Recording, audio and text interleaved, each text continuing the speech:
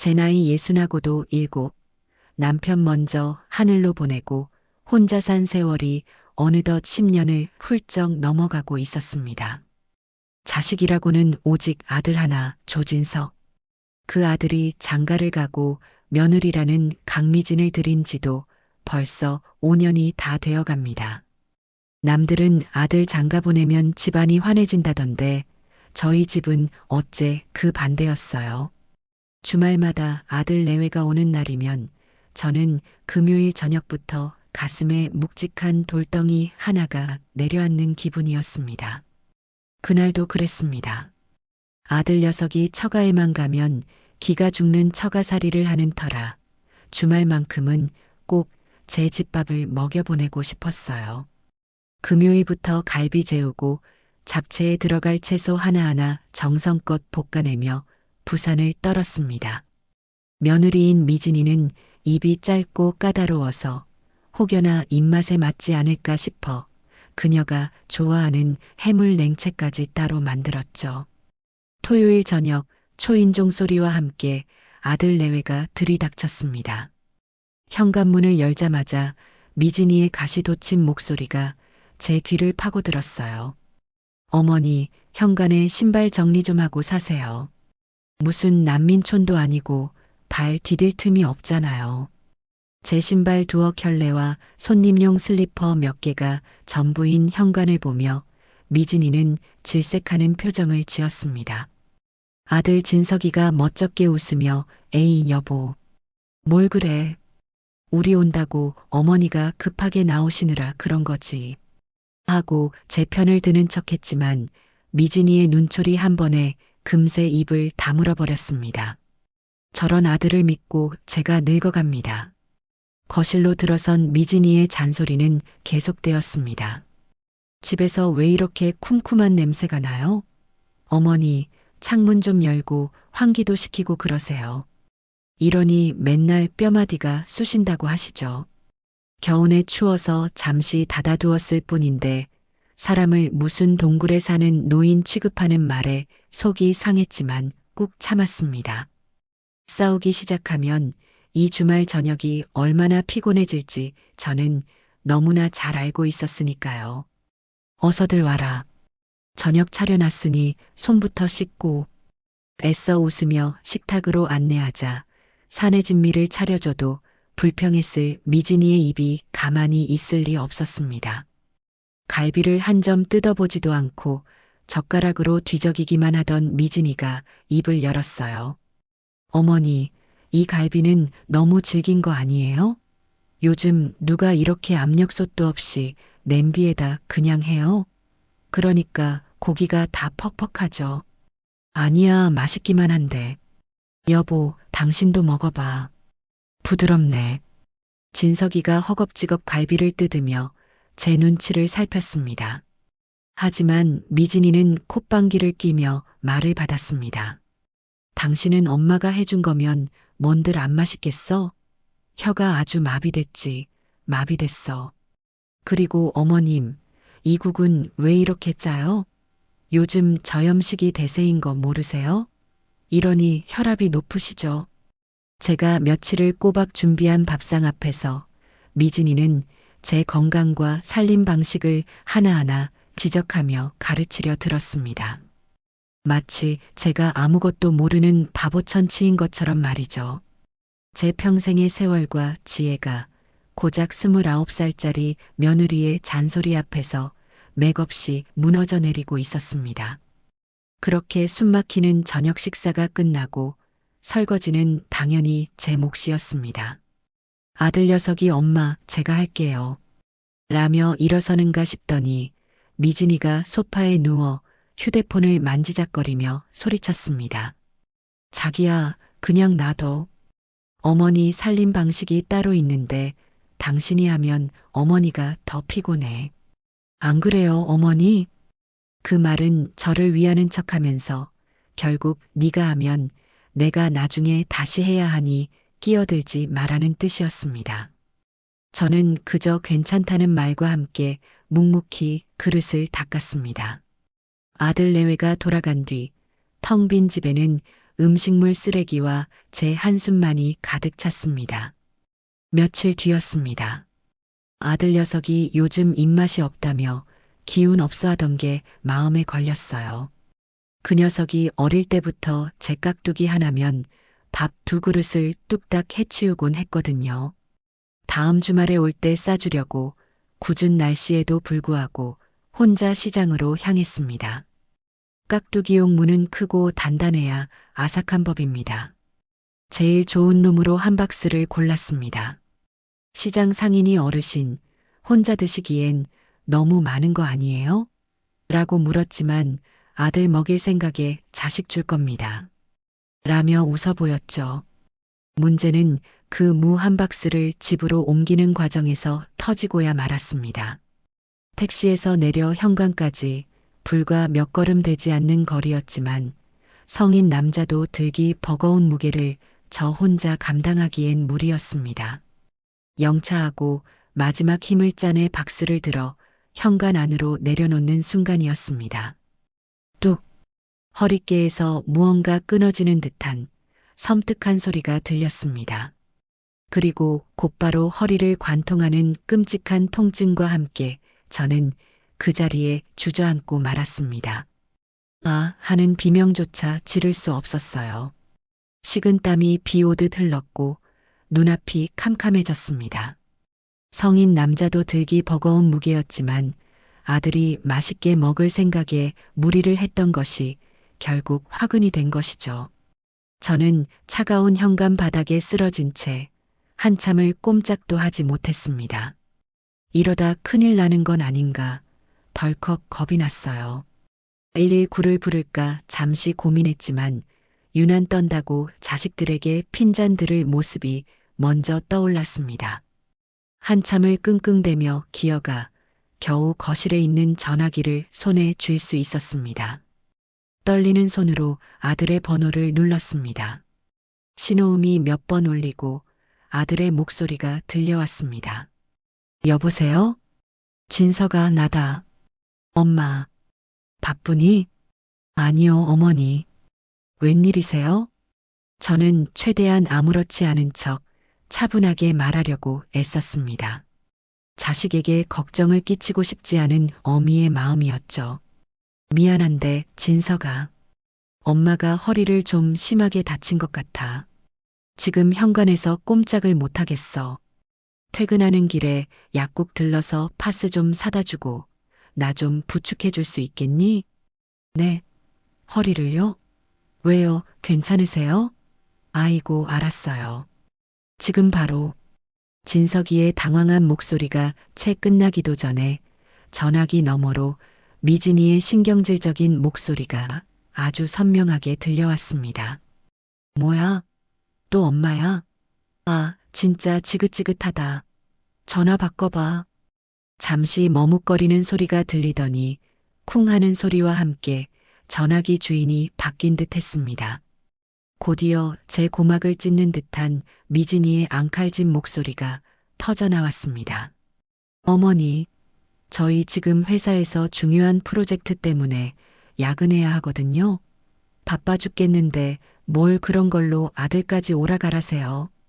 서러움이 북받쳐 올랐지만 저는 상황을 설명해야 했습니다. 미진아, 그런 게 아니라 허리를 정말 꼼짝 못하게 다쳐서. 하지만 미진이는 제 말을 들을 생각조차 없었습니다. 제 말을 무참히 자르며 제 평생 잊지 못할 그 말을 제 심장에 비수처럼 내리꽂았습니다. 아, 됐고요. 맨날 아프다, 힘들다. 어머니는 도대체 손이 없어요? 발이 없어요? 그깟 파스 하나 붙이러 아들을 서울 끝에서 끝까지 부려 먹어야겠냐고요. 저희도 좀 삽시다. 네. 딸깍. 전화는 무정하게 끊겼습니다.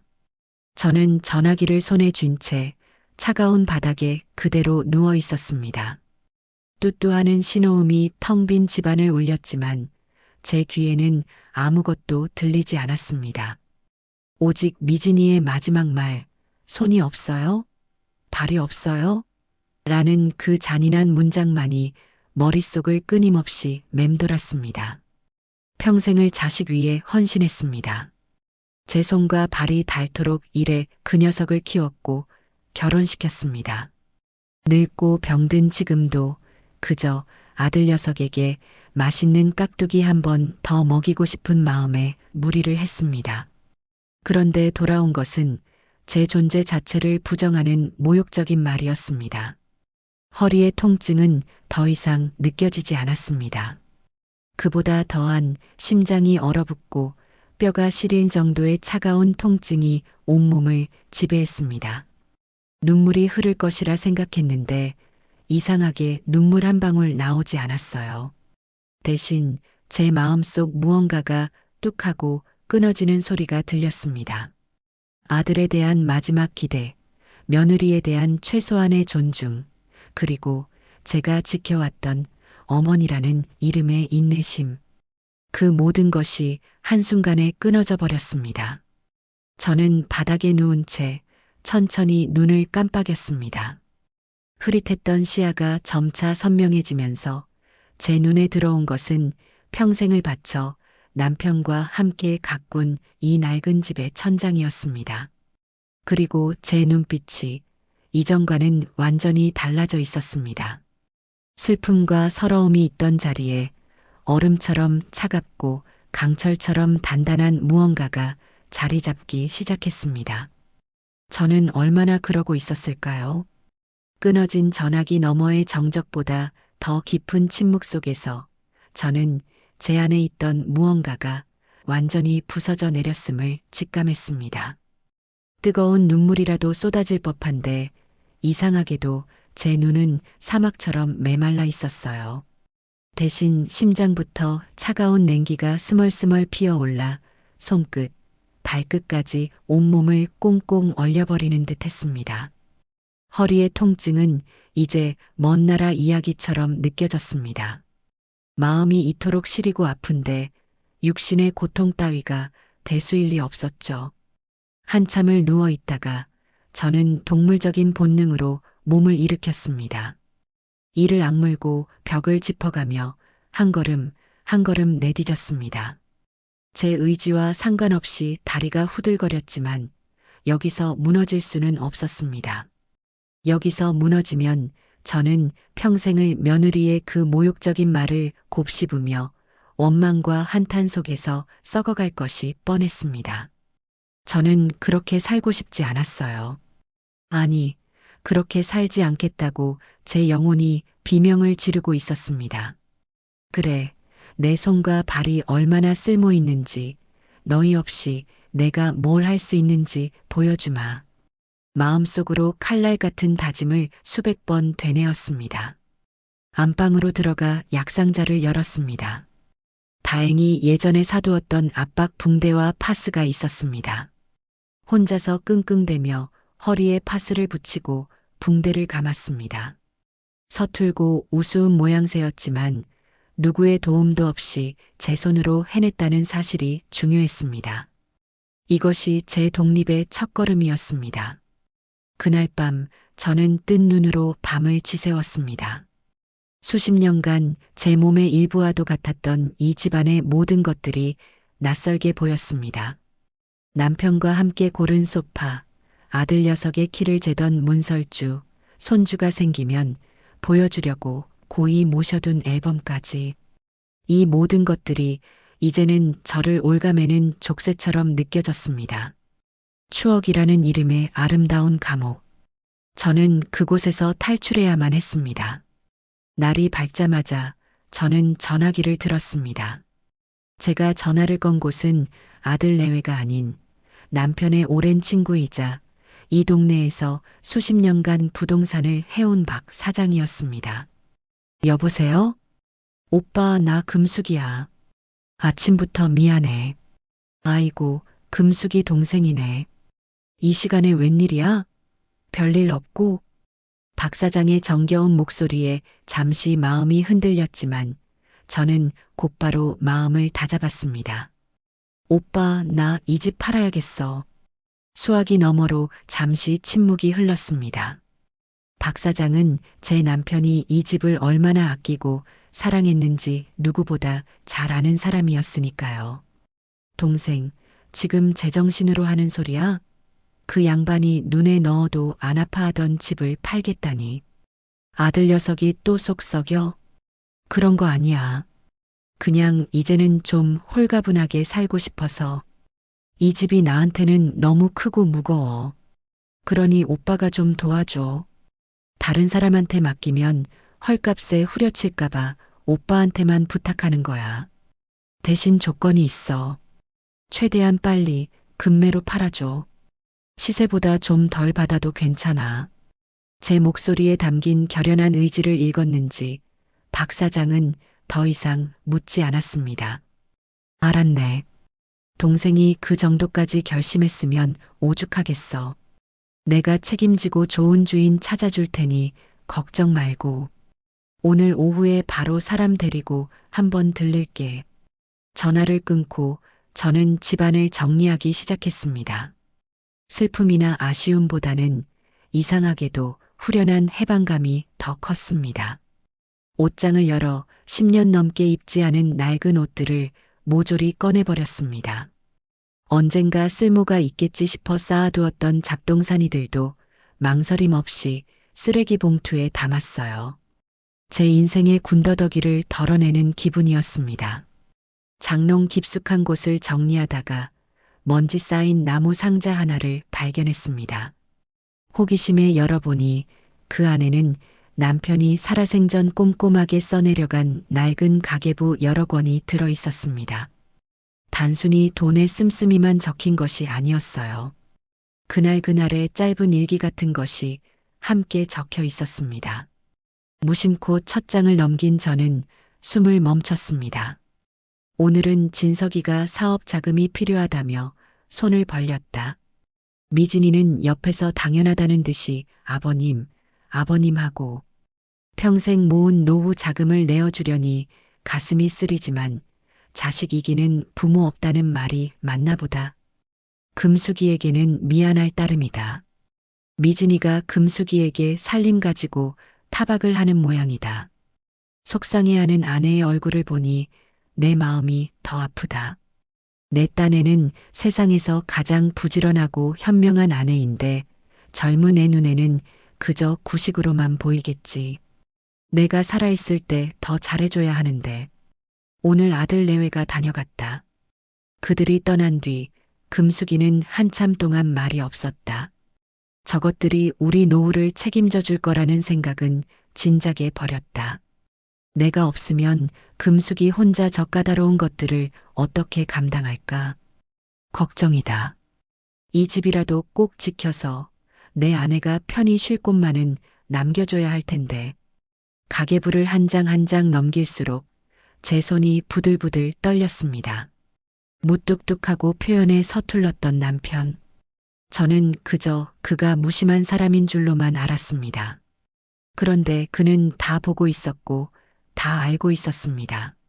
아들 내외의 이기심과 제 서름을 그리고 저에 대한 걱정과 미안함을 이렇게 속으로만 끙끙 앓고 있었던 겁니다.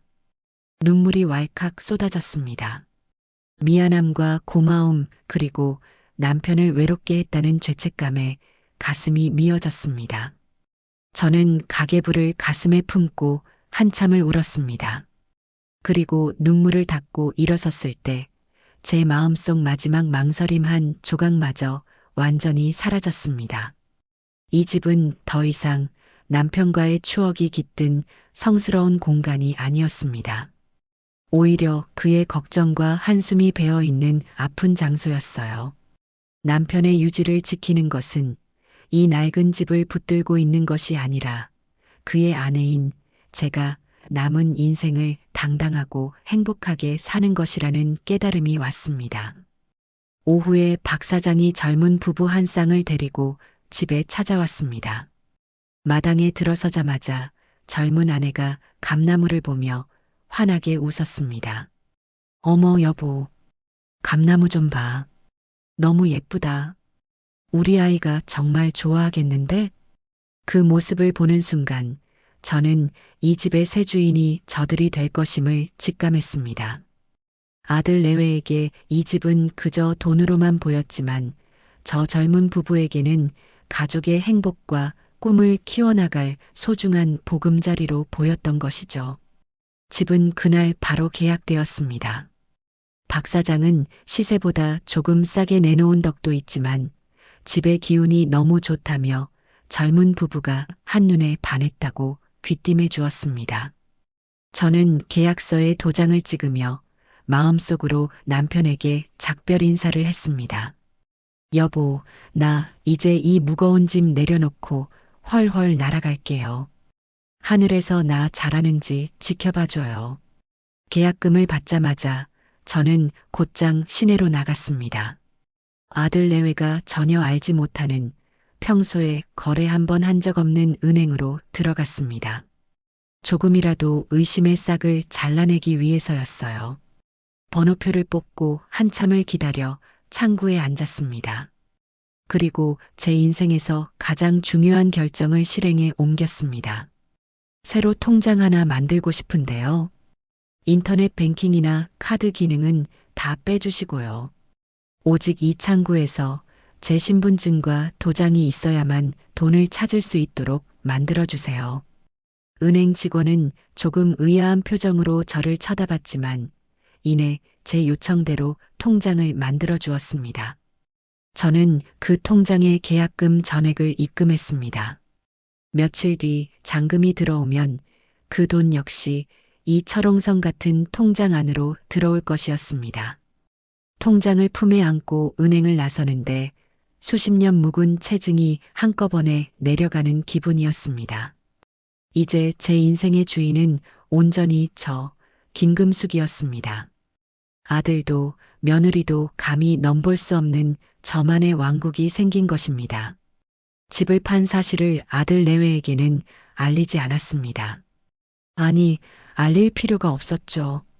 그들은 제 안위에는 관심이 없었고 오직 자신들이 필요할 때만 저를 찾았으니까요. 잔금을 치르고 이사 날짜까지 잡히는 동안 그들에게서는 전화 한 통 오지 않았습니다. 아마 그날 저녁 제가 파스를 사다 달라는 부탁을 거절한 것이 마음에 걸려 일부러 연락을 피하는 것일 수도 있겠다는 생각이 들었습니다. 가소로운 죄책감이었죠. 저는 이삿짐 센터를 부르는 대신 제 손으로 직접 짐을 정리했습니다. 남편과의 추억이 담긴 물건 몇 가지와 제 옷가지를 제외하고는 살림살이 대부분을 동네 복지센터에 기부했습니다. 새로운 시작을 하는데 낡은 과거의 흔적은 거추장스러울 뿐이었으니까요. 이사갈 곳은 미리 정해두었습니다. 도심에 있는 깨끗하고 안전한 시니어 레지던스였어요. 식사도 나오고 청소도 해주는 곳이라 제가 온전히 제 삶에만 집중할 수 있는 최적의 장소였습니다. 텅 비어가는 집을 보며 저는 지난 세월을 정리했습니다. 아들 녀석을 낳고 기뻐하던 날, 남편과 함께 마당에 감나무를 심던 날, 그리고 이제는 그 모든 것을 뒤로하고 떠나는 오늘까지 후회는 없었습니다. 오히려 늦게나마 제 인생을 되찾을 용기를 낸 제 자신이 대견하게 느껴졌습니다. 이사 전날 밤이었습니다. 모르는 번호로 전화 한 통이 걸려왔습니다. 여보세요? 어머니, 저 미진이에요. 전화번호 바꾸셨어요? 미진이었습니다. 제 번호를 차단했더니 다른 전화로 연락을 한 모양이었습니다. 무슨 꿍꿍이일까 싶어 일단 전화를 받았습니다. 아니다. 그냥 요즘 스팸 전화가 너무 많이 와서 모르는 번호는 안 받았구나. 웬일이니? 다름이 아니라 저희 주말에 어머니 댁에 좀 들르려고요. 진석 씨가 어머니 허리는 좀 괜찮으신지 걱정도 되고 또 드릴 말씀도 있고요. 허리 걱정은 핑계고 드릴 말씀이 본론이겠지요. 불길한 예감이 들었지만 피할 수는 없는 일이었습니다. 그래. 그런데 어쩌나. 나 주말에 집에 없는데. 친구들이랑 며칠 여행 가기로 했거든. 네. 여행이요? 어디 가시는데요? 미진이의 목소리에 실망과 짜증이 역력했습니다. 그냥 바람 좀 쐬러. 그럼 다녀와서 연락하마. 저는 용건건만 간단히 말하고 전화를 끊어버렸습니다. 그들이 제 계획을 눈치채게 할 수는 없었죠. 그리고 이튿날 저는 정들었던 그 집을 떠나 새로운 보금자리로 향했습니다. 레지던스는 생각보다 훨씬 쾌적하고 좋았습니다. 제 또래의 점잖은 노인들이 서로 인사를 나누며 여유롭게 생활하는 모습이 보기 좋았어요. 저는 그곳에서 조용히 아들 내외의 연락을 기다렸습니다. 폭풍이 몰려오기 전에 고요함이었죠. 예상대로 주말이 되자 아들 내외에게서 불이 나게 전화가 걸려오기 시작했습니다. 저는 일부러 받지 않았습니다. 애가 타야 그들의 본 모습이 더 확실하게 드러날 테니까요. 수십 통의 부재중 전화 끝에 장문의 문자가 도착했습니다. 어머니, 지금 이게 어떻게 된 거예요? 집에 왔는데 다른 사람들이 살고 있어요. 이게 무슨 상황이에요? 당장 전화 받으세요. 미진이가 보낸 문자였습니다. 글자 하나하나에서 분노와 당혹감이 느껴졌습니다. 저는 그 문자를 보고 피식 웃었습니다. 올 것이 왔구나 싶었죠. 잠시 후, 이번에는 진석이에게서 문자가 왔습니다. 엄마, 제발 전화 좀 받아봐. 우리 지금 너무 당황스러워서 그래. 집주인이 바뀌었다는데 엄마가 집을 판 거야? 우리한테 말도 없이? 왜 그랬어, 엄마? 응? 아들 녀석의 문자에는 원망과 서운함이 가득했습니다. 저는 잠시 고민하다가 그들에게 마지막 기회를 주기로 했습니다. 제가 왜 그랬는지 스스로 생각하고 깨달을 수 있는 마지막 기회. 저는 짧게 답장을 보냈습니다. 나 지금 너희 만날 상황이 아니다. 내일 오전에 내가 있는 곳으로 오너라. 그리고 레지던스 근처의 카페 주소를 찍어 보냈습니다. 다음 날 아침 약속 장소인 카페에 먼저 나가 자리를 잡고 앉았습니다. 창밖으로 아들 내외의 차가 헐레벌떡 들어오는 것이 보였습니다. 카페 문을 열고 들어서는 그들의 얼굴은 밤새 잠을 못 잤는지 퀭하고 잔뜩 상기되어 있었습니다. 제 앞에 마주 앉자마자 진석이가 억울하다는 듯이 입을 열었습니다. 엄마, 어떻게 우리한테 상의 한마디 없이 집을 팔 수가 있어? 그 집이 어떤 집인데? 아빠와의 추억이 가득한 집이잖아. 그리고 나중엔 당연히 내가 물려받을 재산인데. 저는 찻잔을 들어 조용히 차를 한 모금 마셨습니다. 그리고 나직이 말했습니다. 진석아, 그 집은 네 재산이 아니라 내 재산이란다. 그리고 추억은 너희가 그 집을 담보로 돈놀이할 궁리를 하는 순간부터 이미 더러워졌어. 제 말에 진석이의 얼굴이 하얗게 질렸습니다. 옆에 있던 미진이가 참을 수 없다는 듯이 테이블을 탁 치며 소리쳤습니다. 어머니, 말씀이 너무 심하신 거 아니에요? 저희가 뭘 어쨌다고 돈놀이라고 하세요. 저희도 다 어머니 노후 편안하게 모시려고 사업 구상하고 그런 거잖아요. 노후? 내 노후를 너희가 왜 걱정하니? 나는 내 노후 내 손으로 책임질 테니 너희는 너희 인생이나 잘 살아. 그리고 너 미진아. 저는 차갑게 식은 눈으로 미진이를 똑바로 쳐다보며 말했습니다. 너 그날 나한테 뭐라고 했는지 기억하니? 미진이의 눈동자가 파르르 떨렸습니다. 자기가 무슨 말을 했는지 똑똑히 기억하고 있다는 뜻이었습니다. 제가 뭐요? 기억 안 나는데요. 기억 안 나? 그럼 내가 기억나게 해줄까? 어머니는 도대체 손이 없어요? 발이 없어요? 라고 했지. 그 말을 듣는 순간 나는 결심했단다. 아, 내 손과 발로 직접 내 인생을 꾸려나가야겠구나. 더 이상 너희에게 짐이 되어서는 안 되겠구나 하고 말이야. 어떻게 보면 네가 내 은인이야. 네 덕분에 내가 이렇게 큰 결심을 다 했으니까. 제 비아냥에 미진이의 얼굴이 시뻘겋게 달아올랐습니다. 더 이상 고상한 척 연기할 여유가 없어진 모양이었죠. 그녀의 입에서 본심이 폭포수처럼 쏟아져 나왔습니다. 아, 지금 겨우 그 말 한마디 때문에 이 난리를 치신 거예요? 진짜 속 좁으시네. 네, 맞아요. 우리가 그 집 담보로 대출받아서 사업 시작하려고 했어요. 어머니가 당연히 보태주실 줄 알았으니까. 그 집 어차피 나중에 우리 건데 좀 미리 당겨 쓴다는 게 그렇게 죽을 죄예요? 어머니 때문에 우리 인생 계획이 다 망가졌다고요. 이제 우리더러 길바닥에 나앉으란 말이에요?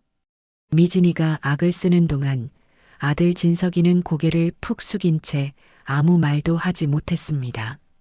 아내의 말이 곧 자신의 생각이라는 무언의 동의였습니다. 저는 그들의 민낯을, 그 추악하고 탐욕스러운 속내를 남김없이 확인하고 나서야 자리에서 일어났습니다. 그래, 너희 인생 계획이 아주 대단했구나. 그런데 어쩌나. 그 계획에 나는 포함되어 있지 않았던 모양이니 이제 각자 갈 길 가자꾸나. 어머니, 이렇게 가시면 어떡해요? 어머니. 진석이가 다급하게 저를 붙잡았지만 저는 그 손을 차갑게 뿌리쳤습니다. 이제 나를 어머니라고 부르지 마라. 너는 내 아들이었을지 몰라도 나는 더 이상 네 어미가 아니다. 내 집을 판 돈은 단 한 푼도 너희에게 줄 수 없으니 그리 알아라. 너희 말대로 너희도 아직 젊고 성한 손과 발이 있지 않니? 이제 그 손발로 직접 벌어서 살아남아 봐. 내게는 더 이상 기대지 말고. 저는 뒤도 돌아보지 않고 카페를 나왔습니다. 등 뒤로 저를 부르는 아들의 절규와 며느리의 악에 바친 욕설이 들려왔지만 조금도 마음이 흔들리지 않았습니다. 오히려 시궁창 같았던 관계를 완전히 정리했다는 생각에 날아갈 듯이 가벼웠습니다. 이제 진짜 새로운 시작이었습니다. 아들 내외와의 관계를 완전히 정리하고 나니 앞으로 무엇을 하며 살아야 할지에 대한 고민이 시작되었습니다. 시니어 레지던스의 생활은 편안했지만 매일같이 정해진 시간에 밥을 먹고 비슷한 사람들과 이야기를 나누는 단조로운 일상은 제게 맞지 않았습니다. 제 심장은 아직 뜨거웠고 무언가에 다시 한번 열정을 쏟아붓고 싶었어요. 며느리의 모욕적인 말에서 시작된 분노는 이제 제 삶을 일으켜 세울 강력한 동력이 되어주고 있었습니다. 내 손과 발로 직접 무언가를 일구어내자. 그 다짐을 실현할 방법을 찾기 위해 며칠 밤낮으로 고민했습니다. 평생을 주부로 살아온 제가 할 수 있는 일은 그리 많지 않았습니다. 하지만 제게는 누구보다 자신 있는 무기 하나가 있었죠. 바로 손맛이었습니다. 까다로운 남편의 입맛을 사로잡고 아들 녀석을 동네 최고의 대식가로 키워낸 저만의 손맛. 저는 제 인생 마지막 승부수를 그곳에 던져보기로 했습니다. 결심이 서자 저는 곧바로 실행에 옮겼습니다. 레지던스를 나와 부동산을 찾아다니기 시작했습니다. 번화하고 임대료가 비싼 곳은 처음부터 생각하지 않았어요. 대신 사람 사는 냄새가 물씬 풍기는 작고 허름하지만 정이 넘치는 시장 골목으로 눈을 돌렸습니다. 며칠을 밟은 판 끝에 저는 마음에 쏙 드는 장소를 발견했습니다. 오래된 시장 한 구석, 수십 년간 세탁소로 운영되다 문을 닫아 텅 비어 있는 작은 상가였습니다. 낡고 볼품 없었지만 제 눈에는 무한한 가능성을 품은 보석처럼 보였습니다. 저는 망설임 없이 그 상가를 계약했습니다. 집을 팔고 남은 돈의 일부를 떼어 제 인생의 새로운 터전을 마련한 것입니다. 상가 계약을 마치고 저는 곧바로 인테리어 업자를 불렀습니다. 제 계획을 설명하자 업자는 고개를 갸웃거렸습니다. 사모님, 이 좁은 곳에서 반찬 가게를 하시겠다고요? 요즘은 다들 온라인으로 주문해 먹는 세상인데 쉽지 않으실 텐데요. 저는 웃으며 대답했습니다. 나는 세상의 흐름을 따라가고 싶은 게 아니에요. 내 방식대로, 내 속도대로 가고 싶은 거지. 그러니 사장님은 그냥 내가 그려주는 대로만 만들어주세요. 깨끗하고 환하고 따뜻한 느낌이 들도록. 우리 어머니의 부엌처럼요. 제 확신에 찬 모습에 인테리어 업자도 더 이상 토를 달지 않았습니다. 공사는 일사천리로 진행되었습니다. 매일같이 공사 현장에 나가 진행 상황을 꼼꼼히 확인하고 제 손으로 직접 페인트 칠을 거들기도 했습니다. 먼지를 뒤집어 쓰고 땀 흘려 일하는 하루하루가 신기하게도 전혀 힘들지 않았어요. 오히려 제 안에 잠자고 있던 생기가 다시 깨어나는 기분이었습니다. 몇 주간의 공사 끝에 낡고 허름했던 세탁소는 마침내 환하고 정갈한 작은 가게로 다시 태어났습니다. 저는 가게에 간판을 다는 날 간판업자에게 제가 직접 쓴 글씨를 내밀었습니다. 투박하지만 힘 있는 제 글씨체로 쓴 5글자. 어머니의 손과 발. 간판업자가 멋쩍게 웃으며 물었습니다. 가게 이름이 참 특이하네요. 무슨 뜻이라도 있으신가요? 저는 가게 앞에 서서 햇살을 받아 반짝이는 제 이름 같은 간판을 올려다보며 나지막이 대답했습니다. 네, 아주 깊은 뜻이 있지요. 제 모든 것을 걸었다는 뜻입니다. 미진이가 제게 던졌던 모욕을 저는 제 재기의 상징으로 제 인생의 이정표로 당당하게 내건 것입니다. 이제 이 5글자는 저를 무너뜨린 가시가 아니라 저를 지켜줄 가장 단단한 갑옷이 되어줄 것이었습니다. 가게 문을 열기 전 저는 최고의 재료를 구하기 위해 새벽잠을 설치며 서울의 유명한 시장들을 돌아다녔습니다. 제 발로 직접 땅의 기운을 받고 자란 채소를 고르고 제 눈으로 직접 바다의 싱싱함을 품은 해산물을 확인했습니다. 그리고 가게로 돌아와서는 하루 종일 제 손으로 정성껏 음식을 만들었습니다. 남편이 좋아했던 장조림, 아들이 환장하던 깍두기, 그리고 이제는 저 자신을 위해 만드는 건강하고 맛있는 나물 반찬들까지. 작은 가게의 주방은 오롯이 저만의 세상이었습니다. 누구의 눈치도 볼 필요 없이 제가 원하는 대로, 제 원칙대로 음식을 만들 수 있다는 사실이 저를 행복하게 했습니다. 음식에 들어가는 모든 양념은 제가 직접 만들었습니다. 시중에서 파는 조미료는 단 한 방울도 쓰지 않았어요. 조금 더 힘들고 번거롭더라도 제 이름과 자존심을 걸고 만드는 음식의 타협이란 있을 수 없었습니다. 드디어 가게 문을 여는 날이 밝았습니다. 저는 개업이라고 요란하게 써붙이는 대신 작은 칠판에 오늘의 반찬 목록을 정성껏 적어가게 앞에 내놓았습니다.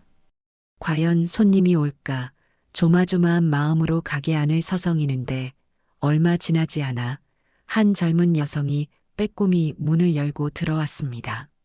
저기 혼자 사는데 밥해 먹기가 너무 힘들어서요. 혹시 나물 반찬 좀 살 수 있을까요? 제 첫 손님이었습니다. 저는 너무나 기쁜 나머지 저도 모르게 환하게 웃으며 대답했습니다. 그럼요, 당연하죠.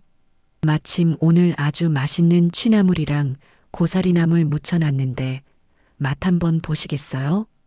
저는 작은 종지에 나물을 조금씩 덜어 맛을 보여주었습니다. 나물을 맛본 여성의 눈이 동그래졌습니다. 어머, 너무 맛있어요. 진짜 저희 엄마가 해준 맛이랑 똑같아요. 그 한마디에 저는 그동안의 모든 서름과 고생이 눈 녹듯 사라지는 것을 느꼈습니다. 그날 저는 준비했던 반찬을 모두 팔았습니다. 큰 돈을 번 것은 아니었지만 제 손과 발로 무언가를 다시 일구어냈다는 사실에 가슴 벅찬 희열을 느꼈습니다. 제 인생의 이막이 그렇게 성공적으로 시작되고 있었습니다. 제 가게는 조용하지만 아주 단단하게 사람들의 마음에 뿌리를 내리고 있었습니다. 화려한 성공 신화라기보다는 흙냄새나는 밭에서 튼실한 무 하나를 키워내는 것과 같은 과정이었죠. 그렇게 제 삶의 밭을 일구며 하루하루를 채워나가고 있을 때 아들 내외가 뿌렸던 탐욕의 씨앗은 썩은 열매가 되어 그들의 발등 위로 맹렬하게 떨어지고 있었습니다. 그들은 제게서 뜯어내지 못한 돈을 대출로 충당하여 대박을 꿈꾸는 인터넷 쇼핑몰 사업에 뛰어들었습니다. 요즘 가장 핫한 해외 직구 편집샵이라는 거창한 이름까지 내걸었죠. 아마 미진이는 친구들에게 이렇게 자랑하고 다녔을 겁니다. 제가 친척에게서 전해 들은 그들의 행태는 마치 한 편의 저질 코미디극과 같았습니다. 자기야, 나 이번에 CEO 됐다? 진석 씨는 대표고 나는 이사. 어때, 멋있지? 이제 나 강이사라고 불러. 하, 다음 달에는 차부터 바꿀 거야. 국산 차는 이제 좀 창피하잖아. 강남 한복판에 사무실도 얻을 거고. 아, 우리 시어머니? 그 할망구는 시장 골목에서 반찬이나 팔면서 유세 떠는 것 같던데 신경 쓸 거 뭐 있어. 그 양반이 버는 돈이랑 우리가 벌 돈은 단위가 다를 텐데. 그렇게 허황된 꿈에 부풀어 시작한 사업의 실체는 엉망진창이었습니다. 손가락 까딱하기 싫어하는 그들에게 품질 관리나 고객 응대 같은 것은 다른 세상의 이야기였죠. 어느 날인가 쇼핑몰 게시판에 불만 글이 폭주하자 진석이가 발을 동동 구르며 미진이에게 소리쳤을 겁니다. 여보, 지금 우리 쇼핑몰 상품평 게시판 좀 봐. 옷에서 석유 냄새가 난다. 실밥이 다 터져서 왔다. 모델이 입은 거랑 전혀 다른 걸레짝이 왔다. 항해 글이 지금 수십 개가 넘게 달렸어. 이거 빨리 어떻게든 수습해야지. 하지만 미진이는 소파에 누워 새로 산 명품 가방을 닦으며 콧방귀를 뀌었을 게 뻔했습니다. 그래서 뭐 어쩌라고? 그 몇 푼 안 되는 돈으로 명품 품질이라도 바란대? 웃기는 사람들이네. 그리고 당신이 대표잖아. 그런 자잘한 불만 처리는 대표님이 알아서 하셔야지. 왜 나한테 그래? 아니, 그래도 이건 너무 심하잖아. 환불해달라고 전화도 빗발친단 말이야. 이러다 우리 사기꾼으로 소문나겠어. 환불? 돈이 어디 있어서 환불을 해줘. 들어온 돈으로 다음 물건 사서 빚부터 막아야 하는 거 몰라? 당신 진짜 사업 감각 없네. 그리고 시끄러우니까. 당신이 전화 받아. 난 그런 교양 없는 진상들이랑 말 섞는 거 딱 질색이니까. 결국 진석이가 마지못해 받은 고객과의 통화는 재앙 그 자체였을 겁니다. 고객님, 죄송하지만 저희 규정상 단순 변심으로 인한 환불은. 단순 변심이요? 옷이 찢어져서 왔는데 이게 어떻게 단순 변심이에요? 그리고 제가 지금 몇 주째 전화를 하는지 아세요? 당신들 장사 그따위로 하는 거 아니에요. 아니, 고객님. 그렇게 소리 지르실 필요는 없고요. 저희도 확인을 해봐야. 됐어요. 소비자 보호원에 고발할 테니 그렇게 하세요. 손과 발로 직접 처리해야 하는 가장 기본적인 일들을 외면한 대가는 혹독했습니다. 그들의 쇼핑몰은 순식간에 온라인 커뮤니티에서 악덕 사기꾼 쇼핑몰로 낙인 찍혔고 사업은 손 쓸 틈도 없이 나락으로 떨어졌습니다. 반면 제 가게는 정직한 맛으로 조용한 기적을 만들어내고 있었습니다. 특히 가게 근처에 있는 큰 종합병원의 의사와 간호사들 사이에서 입소문이 나기 시작한 것이 결정적인 계기가 되었죠. 고된 수술과 밤샘 근무에 지친 그들에게 제 정성 가득한 집밥은 값비싼 보약보다 더 귀한 위로가 되어 주었습니다. 어느 날 오후 녹초가 된 얼굴의 간호사 한 분이 가게로 들어와 제게 상기된 얼굴로 말했습니다. 사장님, 저희 병동에서 소문 듣고 왔어요. 여기 반찬이 그렇게 맛있고 먹고 나면 속이 편안하다면서요? 저희 오늘 밤에 응급수술이 연달아 잡혀서 다들 저녁도 못 챙겨 먹게 생겼는데 선생님들이랑 같이 먹게 단체로 좀 주문할 수 있을까요? 다들 사장님 가게 이야기 듣고 얼마나 기대하는지 몰라요. 제발 저희 좀 살려주세요. 저는 그녀의 지친 얼굴과 간절한 눈빛을 외면할 수 없었습니다. 어머나 당연하죠. 얼마나 고생들이 많으세요. 사람 살리는 분들이 굶어가면서 일하면 쓰나. 모든 말만 하세요. 제가 오늘은 다른 손님 안 받아도 좋으니 특별히 더 신경 써서 넉넉하게 만들어 드릴게요. 기운 나는 걸로요. 그날 저는 예정보다 일찍 가게 문을 닫고 오직 병원으로 보낼 음식을 만드는 데에만 매달렸습니다. 밤새 고생할 의료진들을 생각하며 평소보다 고기도 듬뿍 넣고 가장 신선하고 좋은 재료들만 아낌없이 사용했습니다. 따뜻한 밥과 국, 그리고 정갈한 반찬들을 보온 용기에 가득 담아 보내며 부디 힘내시라는 짧은 쪽지도 함께 적어 넣었죠. 그날 이후 병원에서의 단체 주문은 제 가게의 가장 중요한 일과가 되었습니다. 의사 선생님 한 분은 제 손을 꼭 잡고 이런 말을 하기도 했습니다. 사장님, 음식은 그냥 음식이 아니라 약입니다. 약. 저희가 수술실에서 환자 살리는 동안 사장님은 주방에서 저희를 살리고 계신 겁니다. 정말 감사합니다.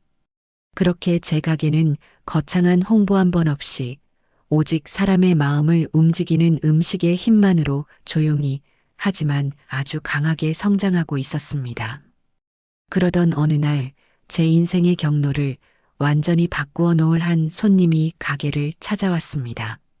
커다란 카메라를 들고 가게 구석구석을 유심히 살피던 젊은 남성이었죠.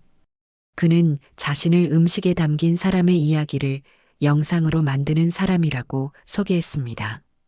그는 제게 아주 많은 것을 물었습니다. 사장님께서는 하루를 어떻게 시작하시는지 궁금합니다. 별거 없어요. 남들보다 조금 일찍 새벽 4시에 일어나서 시장 가는 걸로 시작하죠.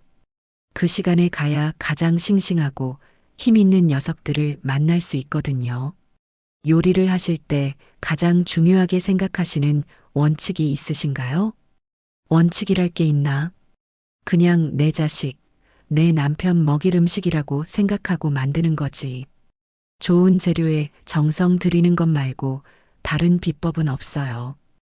음식은 손끝으로만 만드는 게 아니라 마음으로도 만드는 거니까.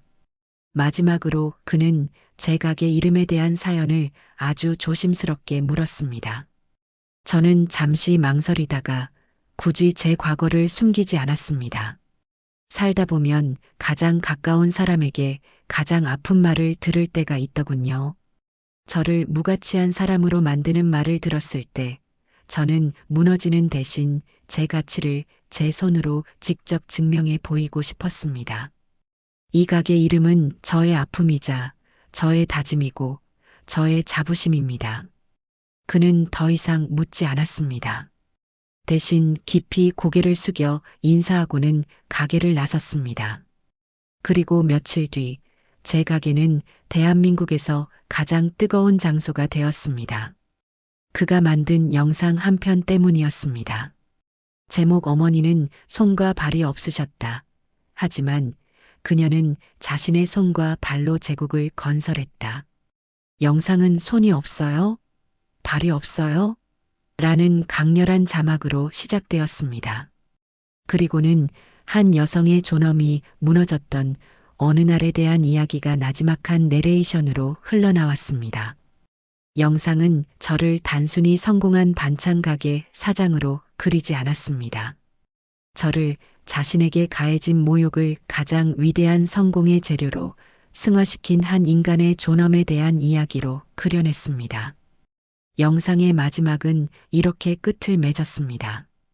그녀는 자신을 핥히었던 가장 아픈 말을 이제 가장 자랑스러운 훈장으로 가슴에 달았다. 만약 당신이 세상의 편견과 모욕 앞에 무너져 있다면 주저 말고 이 작은 가게를 찾아가 보라. 그곳에서 당신은 자신의 손과 발로 운명을 개척한 한 위대한 어머니의 단단한 미소를 만나게 될 것이다. 영상은 공개된 지 하루 만에 수백만 조회수를 기록했고, 제 가게 앞은 이른 아침부터 전국 각지에서 찾아온 손님들로 마비 상태가 되었습니다. 저는 하루아침에 시장 골목의 작은 가게 주인이 아닌 수많은 사람에게 희망과 용기를 주는 시대의 상징이 되었습니다. 제 성공 소식은 빚더미에 올라앉아 하루하루를 절망 속에서 보내던 아들 내외에게 가장 먼저 그리고 가장 잔인하게 전달되었습니다. 그들에게 제 성공은 축하해야 할 기쁜 소식이 아니라 자신들의 비참한 현실을 더욱 선명하게 비추는 거울과도 같았을 겁니다. 빚쟁이들의 독촉 전화에 잠을 설치던 미진이는 견딜 수 없는 질투와 분노에 사로잡혀 친구에게 전화를 걸어 저를 헐뜯기 시작했습니다. 아마 이런 내용이었을 겁니다. 자기야, 나 정말 짜증나. 우리 시어머니 이야기 들었어? 무슨 성녀라도 된 것처럼 방송에 나오고 아주 난리가 났더라. 그런데 그거 다 쇼야, 쇼. 원래 우리한테 줘야 할 집 한 돈, 그거 몽땅 가로채서 가게 차린 거야. 우린 지금 당장 다음 달 월세도 못 내서 쩔쩔매고 있는데, 자식은 이렇게 피눈물을 흘리는데 본인만 성공했다고 저렇게 웃고 있는 거 보면 너무 소름 끼치지 않아? 세상에 저렇게 독하고 무서운 여자가 또 있을까 싶어. 완전 악마야, 악마. 자신들의 어리석음과 게으름은 조금도 인정하지 않은 채 모든 책임을 제게 돌리며 저를 파렴치한 재산 강탈범으로 만들고 있었습니다. 하지만 그들의 비겁한 동정심 유발 작전은 통하지 않았습니다. 이미 세상 사람들은 제 영상에 담긴 진실을 알고 있었으니까요. 주변 사람들에게서 아무런 동조도 얻지 못하자 궁지에 몰린 미진이는 최후의 보루라고 생각했던 자신의 친정으로 달려갔습니다. 그녀는 시장에서 작은 옷가게를 하는 친정어머니 앞에 무릎을 꿇고 준비해온 연기를 시작했습니다. 엄마, 나 좀 도와줘. 시어머니가 우리 집 재산을 몽땅 빼돌려서 우리 진석 씨 앞길을 다 막아버렸어. 그 돈만 있었으면 우리 사업도 절대 이렇게 안 됐을 텐데. 나 너무 억울하고 분해서 살 수가 없어. 엄마가 시어머니 좀 만나서 우리 몫이라도 찾아달라고 얘기 좀 해줘. 제발. 하지만 평생 시장 바닥에서 잔뼈가 굵고 억척같이 돈을 벌어본 미진의 어머니는 딸의 가짜는 눈물 연기에 속아 넘어갈 만큼 어수룩한 분이 아니었습니다. 그녀는 딸의 한심한 꼴을 가만히 지켜보다가 위로는커녕 얼음장같이 차가운 목소리로 불호령을 내렸습니다. 일어나지 못해. 어디서 어미 앞에서 그따위 가짜는 연기를 하고 있어. 엄마, 엄마까지 어떻게 나한테 이럴 수 있어. 내가 너한테 이럴 수 있는 게 아니라 네가 지금 제정신이 아닌 거지. 니들 사업 망한 걸 왜 사돈 탓을 해. 그분은 네 시어머니이기 이전에 네 인생 선배야. 그 연세에 새벽부터 시장 나가서 니들보다 더 악착같이 가게 일궈서 성공했다는데 젊은 너는 부끄러운 줄도 모르고 여기서 남 탓하며 눈물이나 짜고 있어? 그분을 본받을 생각은 안 하고. 내가 뭘 잘못했는데. 그 할망구가 우리 돈 뺏어간 건 사실이잖아.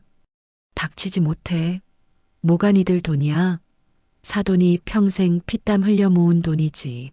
내가 너를 어떻게 키웠는데 이렇게 경우도 없고 염치도 없는 애로 자랐어. 당장 일어나. 그렇게 억울하면 너도 네 시어머니처럼 네 손발로 돈 벌어서 증명해 보여. 구질구질하게 남 탓하며 주저앉아 있지 말고. 내 가게에서 장사 밑바닥부터 다시 배울래? 아니면 당장 내 앞에서 꺼질래? 자신의 마지막 도피처가 되어줄 것이라 믿었던 친정에서조차 철저히 외면당한 미진이는 망연자실했습니다. 이제 그들에게 남은 것은 아무것도 없었습니다. 결국 그들의 사업은 완전히 파산했습니다. 사무실은 정리고 뭐고 할 것도 없이 야반도주하듯 빠져나왔고 집에는 법원에서 보낸 빨간 압류 딱지가 나붙었습니다. 그들은 보증금까지 모두 빼앗긴 채 햇볕 한 줌 들지 않는 곰팡 내 나는 반지하 월세방으로 쫓겨나듯 이사를 갔습니다. 마지막 남은 이삿짐 몇 개를 풀어놓던 그날 밤 쌓이고 쌓였던 그들의 분노와 원망이 서로를 향해 폭발했습니다. 이게 다 너 때문이야. 네가 우리 엄마한테 그때 그따위로만 안 했어도, 네 그 주둥이만 아니었어도 우리가 이 지경까지는 안 됐을 거라고. 진석이가 처음으로 미진이에게 모든 책임을 떠넘기며 핏대를 세웠습니다. 미진이도 지지 않고 발악하듯 소리쳤습니다. 뭐, 이제 와서 그게 다 내 탓이라는 거야? 그럼 당신은 옆에서 구경만 했잖아. 아내가 시어머니한테 그 모욕을 당하는 동안 싫은 소리 한마디 못하고 눈치나 보던 놈이 그때 당신이 남자답게 딱 잘라서 어머니 저희가 알아서 할 테니 신경 끄세요 한마디만 했어봐. 일이 이렇게까지 꼬였겠냐고. 이 무능하고 한심한 놈아. 뭐, 무능해? 너처럼 허영심만 가득하고 돈만 밝히는 여자한테 내 인생 통째로 바친 내가 미쳤지. 뭐라고 했어? 다시 말해봐. 이 월급이나 받아먹던 주제에 사업한다고 설쳐대던 거지 같은 놈아. 그들은 서로에게 차마 입에 담을 수 없는 저주와 폭언을 퍼부으며 서로의 가슴에 비수를 꽂았습니다. 돈이라는 끈끈이가 떨어져 나가자 그들의 관계는 추악한 민낯을 드러내며 완전히 파탄 나고 말았습니다. 가게는 저 혼자 감당할 수 없을 정도로 커져버렸습니다. 밀려드는 주문을 맞추기 위해 저는 하루가 어떻게 가는지도 모를 정도로 일에만 매달렸습니다. 그러던 어느 날 저녁 산더미처럼 쌓인 주문서를 정리하다가 순간 눈앞이 핑 돌며 바닥에 주저앉고 말았습니다. 펄펄 끓고 있던 육수 냄비라도 덮쳤으면 큰일 날 뻔한 아찔한 순간이었습니다. 그제야 저는 제 몸이 비명을 지르고 있다는 것을 깨달았습니다.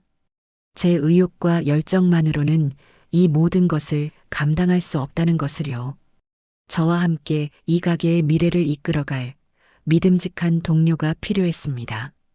다음 날 저는 가게 앞에 함께 일할 새로운 가족을 구합니다라는 작은 공고를 내걸었습니다.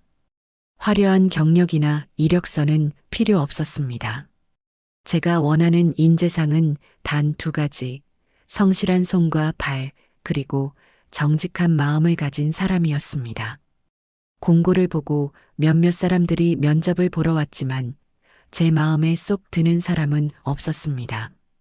한 청년은 자신이 SNS 마케팅 전문가라며 제 가게의 촌스러운 운영 방식을 비판하며 저를 가르치려 들었습니다. 또 어떤 중년 여성은 근무 시간과 월급, 휴가 일수만을 따져 물으며 일의 고됨에 대해서는 질색하는 기색을 보였죠. 저는 조급해하지 않고 묵묵히 제 진짜 인연을 기다렸습니다. 그러던 어느 날 해질녘 앳된 얼굴의 한 청년이 머뭇거리며 가게 안으로 들어섰습니다. 자신의 이름이 박민준이라고 소개한 청년은 부모님 없이 고등학생인 어린 여동생을 돌보는 소년 가장이었습니다. 그의 삶의 이력은 고단함 그 자체였습니다. 제가 제대로 된 직장에서 일해본 경험이 없습니다. 고등학교 졸업하자마자 공사장 막노동부터 식당 주방 보조, 배달 아르바이트까지 돈이 되는 일은 닥치는 대로 했습니다. 그래서 요리도 제대로 배워본 적이 없는데 괜찮을까요? 요리는 내가 처음부터 가르쳐주면 된단다. 그보다 내가 정말 궁금한 게 있는데 왜 하필이면 많고 많은 가게 중에 이 가게에서 일하고 싶니? 너처럼 젊고 건강한 사람이 일할 곳은 사방에 널렸을 텐데. 제 질문에 민준이는 잠시 생각에 잠기더니 이내 또렷한 목소리로 하지만 조금은 수줍게 대답했습니다. 솔직히 말씀드리면 얼마 전에 사장님 가게에 대한 영상을 봤습니다. 그런데 다른 것보다 가게 이름이 계속 마음에 남았습니다. 어머니의 손과 발이라는 이름이요. 저도 그렇게 살아왔거든요. 부모님 돌아가시고 저와 동생을 지킬 수 있는 건 제 손과 발밖에 없다고 생각하면서요. 저는 제 손과 발로 정직하게 땀 흘려 돈 버는 일이 세상에서 제일 가치 있는 일이라고 믿습니다. 사장님 밑에서 일하면 저도 그런 가치를 제대로 배우고 더 단단한 사람이 될 수 있을 것 같다는 생각이 들었습니다. 그의 대답을 듣는 순간 제 심장이 쿵 하고 내려앉는 것 같았습니다. 제가 그토록 찾아 헤매던 사람이 바로 여기 있었습니다. 손과 발의 진정한 의미와 무게를 아는 사람. 돈이나 명예가 아니라 정직한 가치를 배우고 싶다는 그 마음이 보석처럼 빛나 보였습니다. 그리고 면접 말미에 민준이는 제게 이런 말을 했습니다. 사장님, 저를 뽑아주신다면 제 손과 발은 누구보다 튼튼합니다. 뭐든 시켜만 주십시오. 절대 실망시켜드리지 않겠습니다. 그 우직하고 믿음직스러운 말에서 저는 젊은 시절 굳은 일도 마다하지 않고 가정을 위해 헌신했던 제 남편의 모습을 보았습니다. 묵묵하지만 책임감 강하고 자신의 힘으로 세상을 헤쳐나가려 했던 그 강인한 모습을 말입니다. 그렇게 제 첫 직원이 된 민준이는 제 기대를 저버리지 않았습니다. 그는 누구보다 먼저 출근해 가게에 모든 불을 켰고 누구보다 늦게까지 남아 마지막 설거지를 책임졌습니다. 무엇보다 그는 배우려는 의지가 강했고 음식에 진심을 담을 줄 알았습니다. 저는 그런 민준이에게 제 모든 것을 가르쳐 주기 시작했습니다. 단순한 요리법이 아니었습니다. 좋은 재료를 고르는 안목부터 각 재료의 특성을 살리는 손질법, 그리고 무엇보다 음식을 대하는 마음가짐까지 민준이는 제 가르침을 스펀지처럼 빨아들였고 놀라운 속도로 성장했습니다. 저는 민준이와 그의 어린 동생을 제 친손주처럼 아꼈습니다. 가게 수익이 안정되자 저는 가장 먼저 가게 수익의 일부를 떼어 민준이의 학비를 지원해 주었습니다. 대학에 가고 싶었지만 동생 때문에 꿈을 접어야 했던 민준이의 한을 풀어주고 싶었습니다. 민준아, 이건 너한테 주는 돈이 아니야. 우리 가게의 미래에 투자하는 거지. 네가 더 많이 배우고 성장해야 우리 가게도 더 크게 뻗어나갈 수 있는 거 아니겠니? 그러니 부담 갖지 말고 낮에는 나랑 같이 일하고 밤에는 가서 네 꿈을 마음껏 펼치렴. 내가 네 할머니이자 엄마이자 든든한 후원자가 되어줄 테니 아무 걱정 말고. 주말에는 셋이 함께 외식도 하며 못다한 이야기를 나누었습니다. 맛있는 고기를 사주면 민준이는 늘 첫 점을 제 앞접시에 놓아주었고 그 다음은 동생을 챙겼습니다.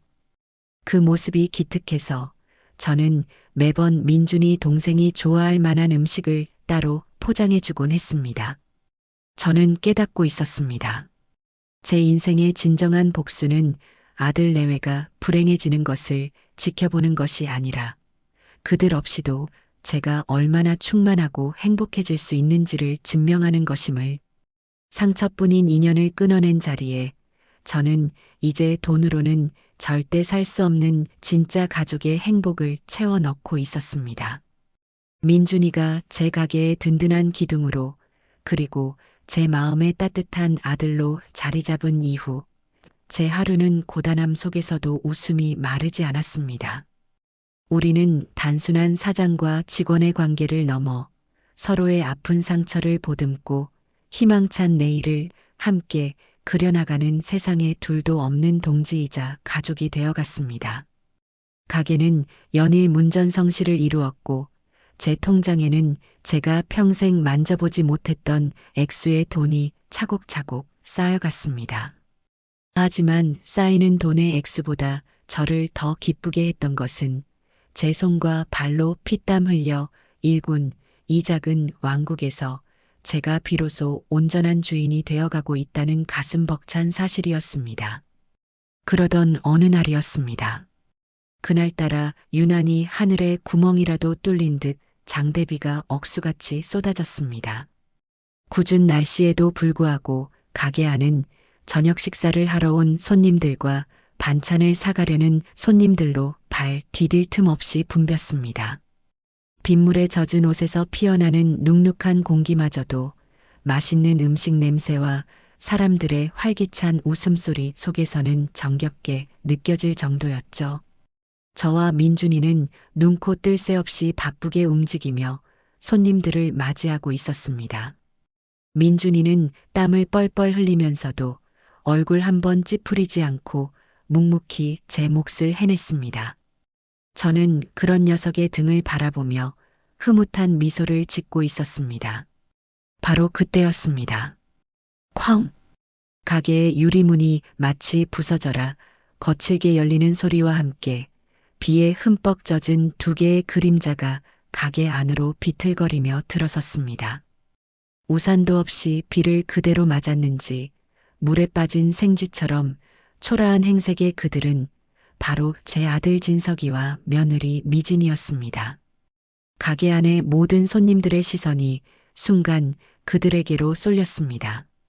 가게의 따뜻하고 활기찼던 공기는 순간 영하로 떨어진 듯 차갑게 얼어붙었습니다.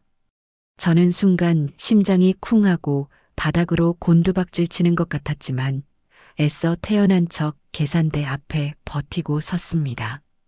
제 앞을 막아서는 민준이의 단단한 등을 보며 저는 다시 한번 마음을 다잡았습니다.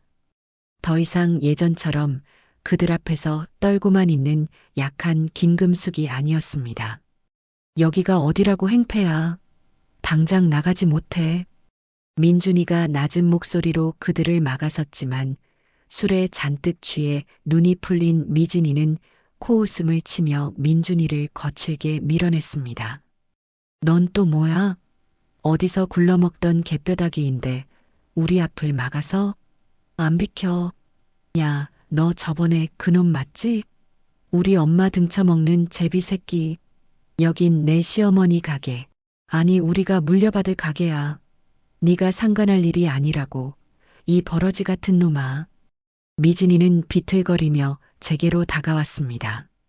그녀의 입에서는 역한 술 냄새와 함께 뱀의 혀 같은 독설이 쉴 새 없이 쏟아져 나왔습니다. 이야, 우리 존경하는 어머님.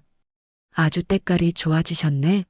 아들 며느리는 반지하 단칸방에서 썩어가는데 할망구는 여기서 젊은 놈이랑 희희낙낙하면서 돈방석에 앉아 있으니 행복해? 아주 신이 나시겠어. 양심이라는 게 있으면 우리가 이 꼴이 되도록 내버려두면 안 되는 거 아니야? 가게 안의 손님들이 웅성거리기 시작했습니다. 몇몇은 놀라서 숟가락을 떨어뜨렸고 또 다른 몇몇은 불쾌하다 못해 경멸스러운 표정으로 그들을 쳐다보았습니다. 저는 차갑게 식은 눈으로 미진이를 바라보며 말했습니다. 취했으면 곱게 집에 가서 잠이나 자.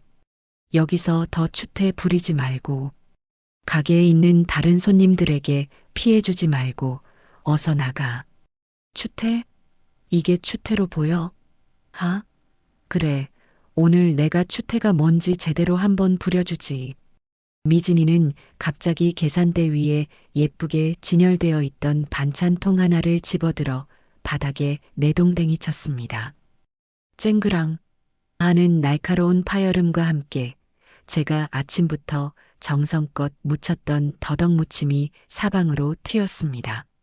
하얀 타일 바닥에 흩뿌려진 붉은 고춧가루 양념이 마치 피처럼 보였습니다. 손님들의 입에서 낮은 비명이 터져 나왔습니다.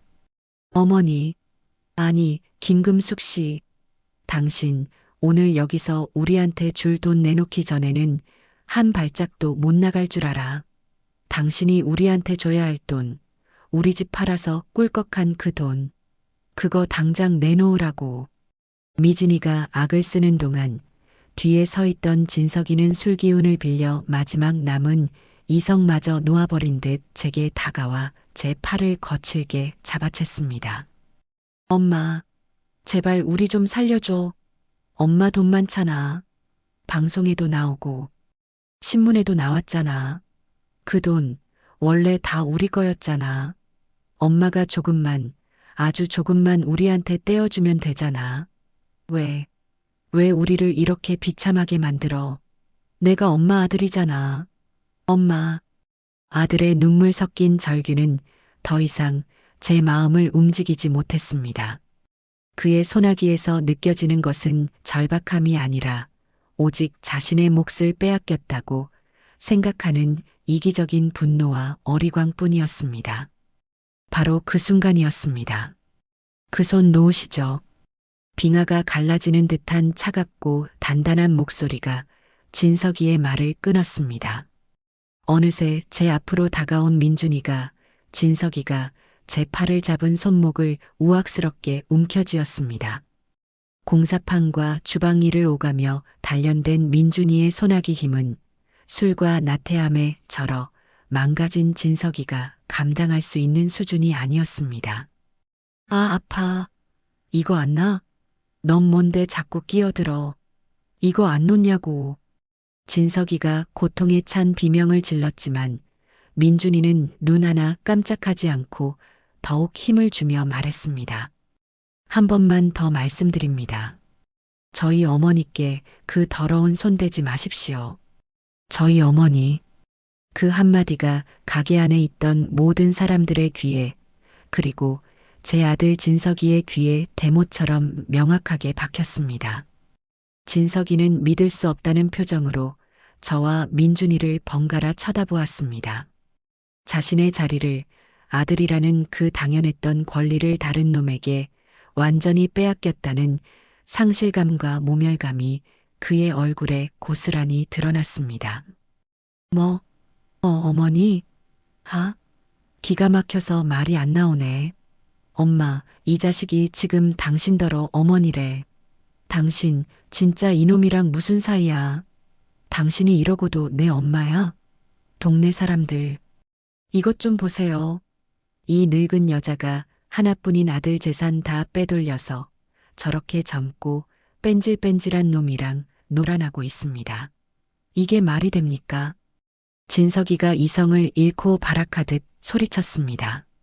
하지만 가게 안에 그 누구도 그의 말을 믿지 않았습니다. 오히려 그를 벌레 보듯 쳐다보는 경멸의 눈빛만이 가득했습니다. 손님 중 한 명이 이미 휴대폰을 꺼내 이 모든 상황을 동영상으로 또렷하게 녹화하고 있었습니다. 저는 민준이의 어깨를 가볍게 두드려 진정시킨 뒤 앞으로 나섰습니다. 그리고 제 인생에서 가장 차갑고 가장 단호한 목소리로 입을 열었습니다. 그래, 너희들 말이 다 맞다고 치자. 내가 내 아들 재산을 빼돌려서 이 젊고 성실한 청년이랑 놀아나는 아주 못되고 파렴치한 늙은이라고 치자고.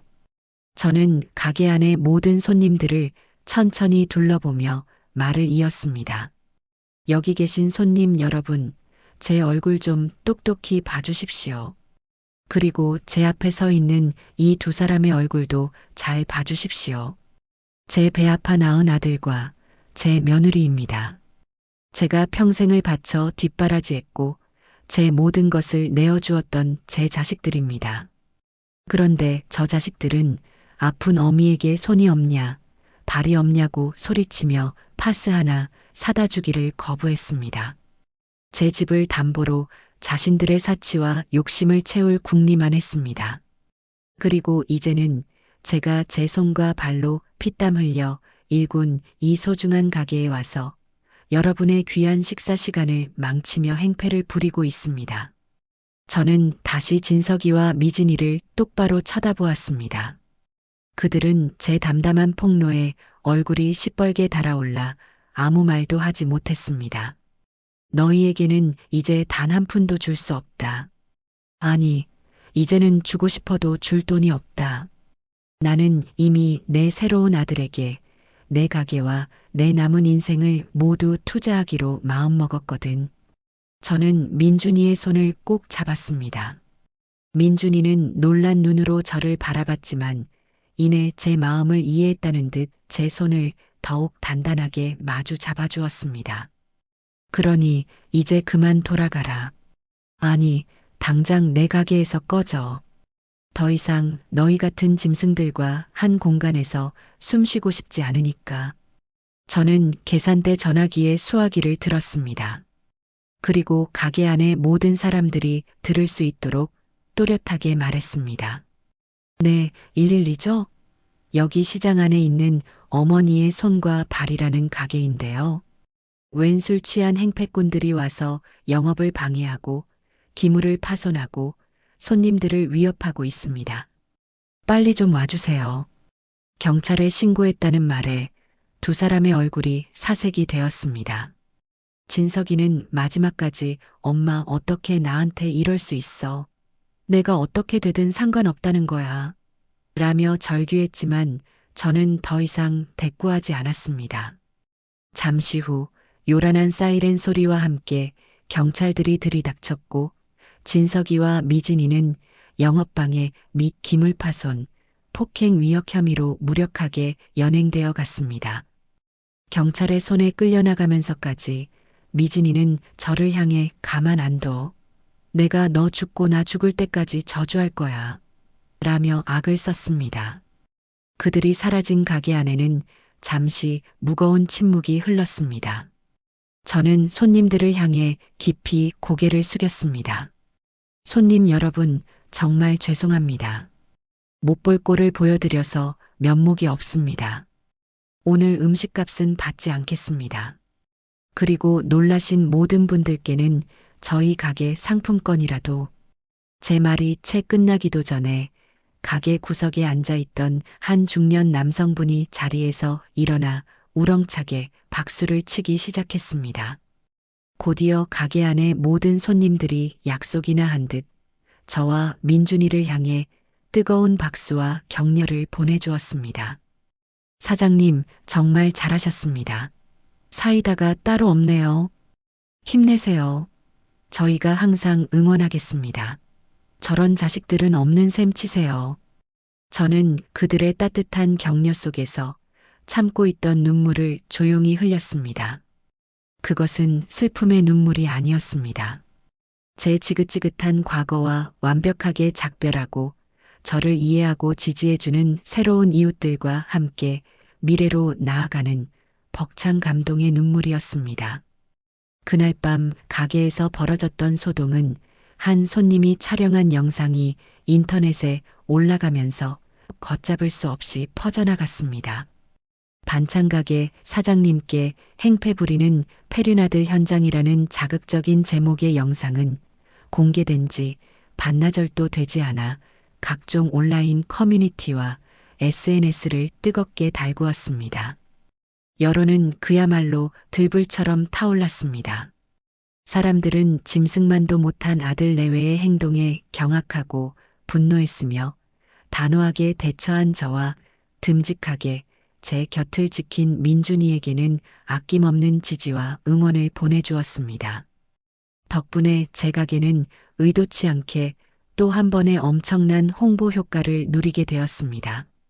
사람들은 단순히 반찬을 사러 오는 것을 넘어 제게 힘내라는 응원의 메시지를 전하고 돈줄을 내주겠다며 일부러 먼 길을 찾아와 가게를 가득 메워주었습니다. 며칠 뒤 저는 박 사장에게서 그들의 근황을 전해 들을 수 있었습니다. 그들은 그날 밤 유치장에서 하룻밤을 보냈고 제가 처벌을 원치 않는다는 의사를 밝힌 덕에 기물파손에 대한 벌금만 내고 풀려났다고 합니다. 하지만 그들을 기다리고 있는 것은 경찰서 유치장보다 훨씬 더 차갑고 무서운 현실의 지옥이었습니다. 동생 들었어? 진석이 녀석, 그 영상 때문에 동네의 얼굴이 다 팔려서 다니던 막노동판에서도 쫓겨났다네. 어디를 가도 사람들이 알아보고 저놈이 그 페르나라며 손가락질을 하니 일을 할 수가 있어야지. 미진이는 더 가관이야. 영상이 퍼지면서 예전에 쇼핑몰 할 때 돈 떼먹고 사기친 것까지 다 들통나서 피해자들이 단체로 소송을 준비하고 있대. 아주 인생 제대로 끝장나게 생겼더라고. 쌤통이지 뭐. 박 사장의 말에 저는 아무런 대답도 하지 않았습니다. 동정심도 안타까움도 들지 않았습니다. 그저 스스로 판 무덤에 스스로 갇힌 어리석은 영혼들에 대한 차가운 연민만이 느껴질 뿐이었습니다. 하지만 바닥이라고 생각했던 그곳은 끝이 아니었습니다. 그들의 발밑에는 더 깊고 어두운 나락이 기다리고 있었습니다. 완전히 궁지에 몰린 미진이는 그녀가 할 수 있는 가장 추악하고 비열한 마지막 카드를 꺼내 들었습니다. 며칠 뒤 제 가게 앞으로 몇몇 기자들과 정체불명의 사람들이 몰려들었습니다. 그리고 그 중심에는 마치 순교자라도 된 듯 흰옷을 입고 눈물로 얼굴을 범벅한 미진이가 서 있었습니다. 그녀는 자신이 운영하는 것으로 보이는 개인 방송 채널을 통해 자신의 억울함을 호소하는 실시간 방송을 시작했습니다. 여러분, 제 이야기를 좀 들어주세요. 저는 지금 악독한 시어머니 때문에 모든 것을 잃고 거리로 나앉았습니다. 미진이는 카메라 앞에서 준비해온 대본을 읽듯 눈물로 자신의 신세를 한탄하기 시작했습니다. 저희 시어머니 김금숙 씨는 방송에 나오는 것처럼 선량한 분이 절대 아닙니다. 저희 남편에게 돌아가야 할 유산을 모두 가로채고 저희를 빈손으로 내쫓았습니다. 저희가 마지막으로 찾아가 무릎 꿇고 빌었지만 저희를 미친 사람으로 몰아 경찰에 신고까지 했습니다. 세상에 이런 악마가 어디 있습니까? 그녀는 한술 더 떠 가짜로 보이는 멍 자국을 팔에 그려넣고는 제가 폭력을 행사했다는 식의 거짓말까지 서슴지 않았습니다. 여러분, 이 멍 자국이 보이십니까? 이것은 저희 시어머니가 고용한 젊은 남자 직원에게 맞아서 생긴 상처입니다. 저희는 지금 신변의 위협까지 느끼고 있습니다. 제발 저희를 도와주세요. 그녀의 방송 마지막에는 억울한 아들 며느리를 도와주세요라는 문구와 함께 개인 후원 계좌번호가 큼지막하게 떠올랐습니다. 동정심을 유발하여 돈을 뜯어내려는 너무나도 뻔하고 저열한 사기극이었습니다. 처음에는 그녀의 연기에 속아 넘어간 몇몇 사람들이 후원금을 보내기도 했습니다. 미진이는 실시간으로 찍히는 후원금 액수를 보며 잠시나마 회심의 미소를 지었을 겁니다. 하지만 그녀의 거짓말은 너무나 허술했고 진실의 힘은 그녀가 생각했던 것보다 훨씬 더 강했습니다. 그녀의 방송이 시작된 지 1시간도 채 되지 않아 지난번 소독 영상을 올렸던 그 손님이 반박 영상을 올렸습니다. 영상에는 미진이가 멀쩡한 모습으로 가게에 들어와 행패를 부리고 욕설을 퍼붓는 장면이 고스란히 담겨 있었습니다.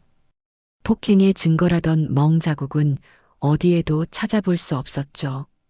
결정타는 제 가게를 세상에 알렸던 그 음식 이야기꾼에게서 나왔습니다. 그는 자신의 채널에 긴급 공지를 띄웠습니다. 긴급. 어머니의 손과 발 관련 허위 사실, 유포 및 후원 사기 정황에 대하여 현재 한 개인이 어머니의 손과 발 사장님에 대한 악의적인 허위 사실을 유포하며 개인 후원을 유도하고 있습니다. 이는 명백한 명예훼손이자 사기 행위입니다.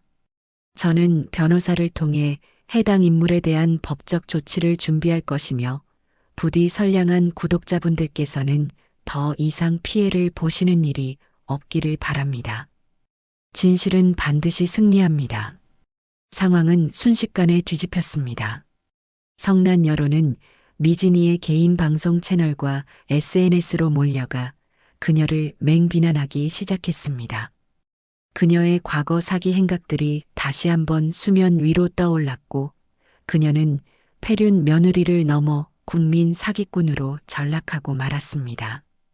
결국 그녀의 후원 계좌는 사기 혐의로 지급 정지되었고 경찰은 그녀의 사기 행각에 대한 정식 수사에 착수했습니다. 마지막 발악마저 처참한 실패로 돌아가자 진석이는 미진이를 버리고 어디론가 잠적해버렸습니다. 홀로 남은 미진이는 사기 혐의로 경찰 조사를 받게 되었고 결국 작은 액수의 돈이라도 갚기 위해 그녀가 가토록 경멸했던 손과 발을 쓰는 일을 시작해야만 했습니다. 어느 날 저녁 백화점 2호점의 마감을 확인하고 집으로 돌아오는 길이었습니다. 백화점 후문 직원들이 드나드는 통로에서 익숙한 인형을 발견했습니다. 미진이었습니다. 그녀는 더럽고 냄새나는 음식물 쓰레기통을 비우는 청소부 유니폼을 입고 있었습니다. 고된 노동에 지쳤는지 그녀의 얼굴은 생기라고는 찾아볼 수 없는 잿빛이었습니다. 저와 눈이 마주친 순간 그녀는 화들짝 놀라며 쥐구멍에라도 숨고 싶은 듯 고개를 푹 숙였습니다. 저는 아무 말 없이 그녀를 지나쳐 제 차에 올라탔습니다. 더 이상 그녀에게 아무런 감정도 느껴지지 않았습니다. 미움도 분노도 연민도. 그녀는 이제 제 인생에 아무런 영향도 주지 못하는 그저 스쳐 지나가는 풍경일 뿐이었습니다. 그녀는 그녀가 저지른 죄의 대가를 그녀가 그토록 경멸했던 방식으로 평생에 걸쳐 치르게 될 것이었습니다. 그것이야말로 그녀에게 가장 어울리는 가장 완벽한 형벌이었습니다. 미진이가 벌였던 끔찍한 사기극이 그녀 자신의 파멸로 끝난 후 제 삶에는 비로소 오랫동안 잊고 지냈던 평온이 찾아왔습니다. 마치 지독한 홍수가 휩쓸고 지나간 뒤 마침내 드러난 단단한 땅과 같았죠. 그로부터 2년이라는 시간이 흘렀습니다. 그동안 제 삶에는 아주 많은 그리고 아주 행복한 변화들이 있었습니다. 어머니의 손과 발은 더 이상 작은 반찬 가게가 아니었습니다. 백화점 식품관의 문을 연 2호점은 그야말로 연일 대박 행진을 이어갔고 전국 각지에서 가맹점 문의가 쇄도했습니다. 저는 무리하게 사업을 확장하는 대신 내실을 다지는 길을 택했습니다. 시장 골목에 있던 1호점 가게를 허물고 그 자리에 3층짜리 번듯한 건물을 올렸습니다. 1층은 여전히 손님들을 맞는 가게로 2층은 위생적인 최신 설비를 갖춘 중앙주방으로 그리고 3층은 저희 주식회사 어머니의 손과 발의 작은 사무실과 직원들을 위한 휴게 공간으로 꾸몄습니다. 물론 그 중심에는 어느새 제게 없어서는 안 될 존재가 된 민준이가 있었습니다. 이 녀석은 야간대학을 우수한 성적으로 졸업했고 이제는 어엿한 청년 사업가가 되어 제 곁을 지켰습니다. 저는 회사 지분의 상당 부분을 민준이에게 넘겨주었고 그를 부사장이자 제 공식적인 후계자로 임명했습니다. 이 녀석의 동생 민지도 어느새 어엿한 숙녀가 되어 대학에서 식품 영양학을 전공하며 저희 회사의 든든한 미래를 준비하고 있었습니다. 우리는 피 한 방울 섞이지 않았지만 세상 그 어떤 가족보다 단단하고 애틋한 우리만의 가족을 이루고 있었습니다. 평화로운 나날이었습니다. 저는 이제 새벽 시장에 나가는 일은 민준이에게 맡기고 한 발 뒤에서 회사의 큰 그림을 그리며 여유를 찾아가고 있었습니다. 그러던 어느 날 오후였습니다. 1호점 가게에서 단골 손님들과 정답게 이야기를 나누고 있는데 근처 채소 가게 사장님이 제게 다가와 조심스럽게 입을 열었습니다. 사장님, 혹시 들으셨어요? 사장님 아드님이 이 근처에 새로 가게를 냈다는 소문이 돌던데 사실이에요? 아이고, 그래도 자식 이기는 부모 없다고 사장님께서 결국 마음을 푸신 모양이네요. 잘 됐네, 잘 됐어. 저는 순간 심장이 쿵 하고 내려앉는 것 같았지만 애써 웃으며 대답했습니다. 어머, 사장님도. 누가 그런 헛소문을 내요? 아니에요. 그럴 일 없어요. 저는 대수롭지 않게 넘겼습니다. 그럴 리가 없다고 생각했습니다. 그들이 아무리 뻔뻔해도 그 온갖 수모를 겪고 다시 내 주변에 나타날 리가 없다고 믿었습니다. 하지만 그 믿음은 며칠 지나지 않아 산산조각 나고 말았습니다. 그날 저녁 민준이가 하얗게 질린 얼굴로 제 사무실 문을 열고 들어왔습니다. 그의 손에는 태블릿 PC 하나가 들려 있었습니다. 어머니, 이걸 좀 보셔야 할 것 같습니다. 민준이가 보여준 화면에는 최근 젊은이들 사이에서 폭발적인 인기를 끌고 있다는 한 온라인 음식 배달 업체의 홍보 페이지가 떠 있었습니다. 그리고 그 업체의 이름은 진정한 어머니의 손맛. 저는 제 눈을 의심했습니다. 업체 로고의 디자인과 색감마저도 저희 가게의 것과 교묘하게 닮아 있었습니다. 더 기가 막힌 것은 그들의 메뉴였습니다. 아들이 사랑한 바로 그 장조림, 어머니의 눈물 젖은 깍두기 등 저희 가게의 대표 메뉴들과 이름만 살짝 바꾼 거의 동일한 메뉴들이 버젓이 올라와 있었습니다. 그리고 대표자의 이름에는 조진석이라는 세 글자가 선명하게 박혀 있었습니다. 이게 어떻게 된 일이니? 최근에 공격적인 마케팅으로 엄청나게 성장하고 있는 업체라고 합니다. 저희 가게의 유명세를 이용해서 마치 저희가 새로 만든 브랜드인 것처럼 사람들을 속이고 있는 것 같습니다. 이미 몇몇 손님들은 저희 가게와 헷갈려서 주문했다가 맛이 전혀 달라서 항의하는 일도 있었습니다. 피가 거꾸로 솟는 것 같았습니다. 그들은 반성은커녕 이제는 제 인생과 자부심이 담긴 이름과 맛까지 훔쳐가려 하고 있었습니다. 그들의 탐욕과 악랄함은 제 상상을 초월하는 수준이었습니다. 그날 밤 저는 잠을 이룰 수 없었습니다. 배신감과 분노에 온몸이 떨렸습니다. 다음 날 아침 저는 어떻게든 그들을 만나 단판을 지어야겠다고 생각했습니다. 하지만 제가 먼저 움직일 필요는 없었습니다. 아침 일찍 회사 앞으로 배달된 등기우편 하나가 저를 기다리고 있었으니까요. 봉투 안에는 변호사 명의로 작성된 내용 증명 한 통이 들어 있었습니다. 내용은 기가 막히고 코가 막힐 지경이었습니다. 귀하가 운영하는 어머니의 손과 발에서 판매하는 주요 음식의 조리법은 조 씨 가문에 대대로 전해 내려오는 고유한 문화자산임을 밝힙니다. 따라서 해당 조리법의 정당한 권리자인 장남 조진석 씨의 허락 없이 이를 상업적으로 이용하는 것은 명백한 권리 침해에 해당합니다. 이에 본 법무법인은 조진석 씨를 대리하여 귀하에게 다음 두 가지 사항 중 하나를 선택하여 이행할 것을 강력히 요구하는 바입니다. 하나, 장조림, 깍두기 등 해당 조리법을 이용한 모든 상업활동을 즉시 중단할 것. 둘, 해당 조리법 사용에 대한 정당한 대가로 어머니의 손과 발의 현재까지의 총 매출액 중 50%를 권리자인 조진석 씨에게 지급하고 향후 발생하는 모든 수익의 30%를 로열티로 지급할 것. 만약 위 요구사항이 일주일 내에 이행되지 않을 시 저희는 귀하를 상대로 지적재산권 침해 및 부당이득, 반환 청구 소송 등 가능한 모든 법적 조치를 취할 것임을 엄중히 경고하는 바입니다.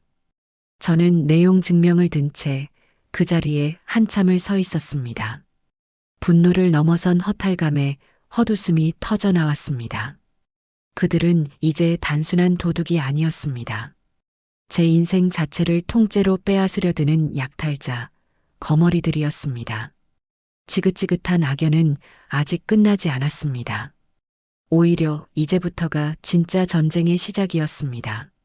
내용 증명을 받아든 그날 오후 저는 곧바로 민준이와 함께 제가 아는 변호사를 찾아갔습니다. 변호사는 제 이야기를 처음부터 끝까지 들은 뒤 깊은 한숨을 내쉬며 말했습니다. 어머님, 정말 힘든 싸움이 될 것 같습니다. 변호사님, 저것들은 새빨간 거짓말입니다. 조씨 가문에 무슨 대대로 내려오는 조리법이 있단 말입니까? 저기 적힌 음식들은 전부 제가 젊은 시절부터 수백, 수천 번의 실패를 거듭하며 제 손으로 직접 만들어낸 제 인생의 결과물입니다.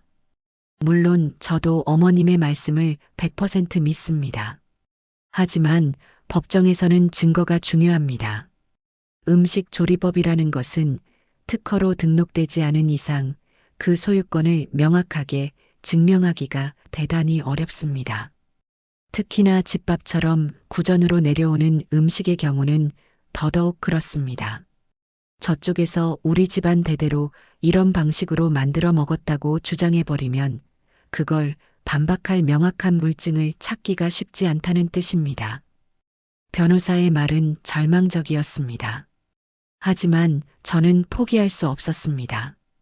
이것은 단순히 돈의 문제가 아니었습니다. 제 이름과 자존심 그리고 저를 믿고 따라주는 사람들을 지키기 위한 싸움이었습니다. 변호사님, 저는 이 싸움에서 절대 물러설 생각이 없습니다. 돈이 얼마가 들든 시간이 얼마가 걸리든 상관없습니다. 저 악랄한 것들의 거짓말을 온 세상에 증명하고 제 이름의 명예를 되찾을 겁니다. 그러니 제발 도와주십시오. 제 단호한 의지에 변호사도 마음을 다잡은 듯 고개를 끄덕였습니다. 알겠습니다, 어머님. 저도 최선을 다해 돕겠습니다. 일단 저희도 저쪽의 귀하의 주장은 아무런 법적 근거가 없으므로 응할 수 없다는 내용의 답변서를 보내고 본격적인 법적 대응을 준비하겠습니다. 법적인 절차가 진행되는 동안 아들 내외의 공격은 더욱 비열하고 집요해졌습니다. 그들은 진정한 어머니의 손맛이라는 자신들의 브랜드를 홍보하기 위해 제 가게를 깎아내리는 더러운 방식을 사용하기 시작했습니다. 어느 날부터인가 저희 가게의 온라인 판매 페이지와 각종 맛집 앱에는 정체불명의 악성 후기들이 하루에도 수십 개씩 달리기 시작했습니다. 별점일 불친절하고 위생상태 최악입니다. 여기 사장 할머니 방송에서는 착한 척하더니 실제로는 엄청 까칠하고 불친절하네요. 반찬에서 머리카락이 나와서 항의했더니 노안이라 안 보인다며 그냥 먹으라고 하더군요. 다신 안 갑니다. 별점 1, 맛이 변했네요. 예전 같지 않아요. 초심을 잃은 듯.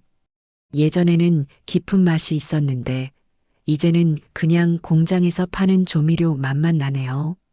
돈독이 오른 듯. 진짜 어머니의 손맛은 아들이 하는 가게로 옮겨갔다는 소문이 사실인가 봅니다. 모두 명백한 허위 사실이었습니다.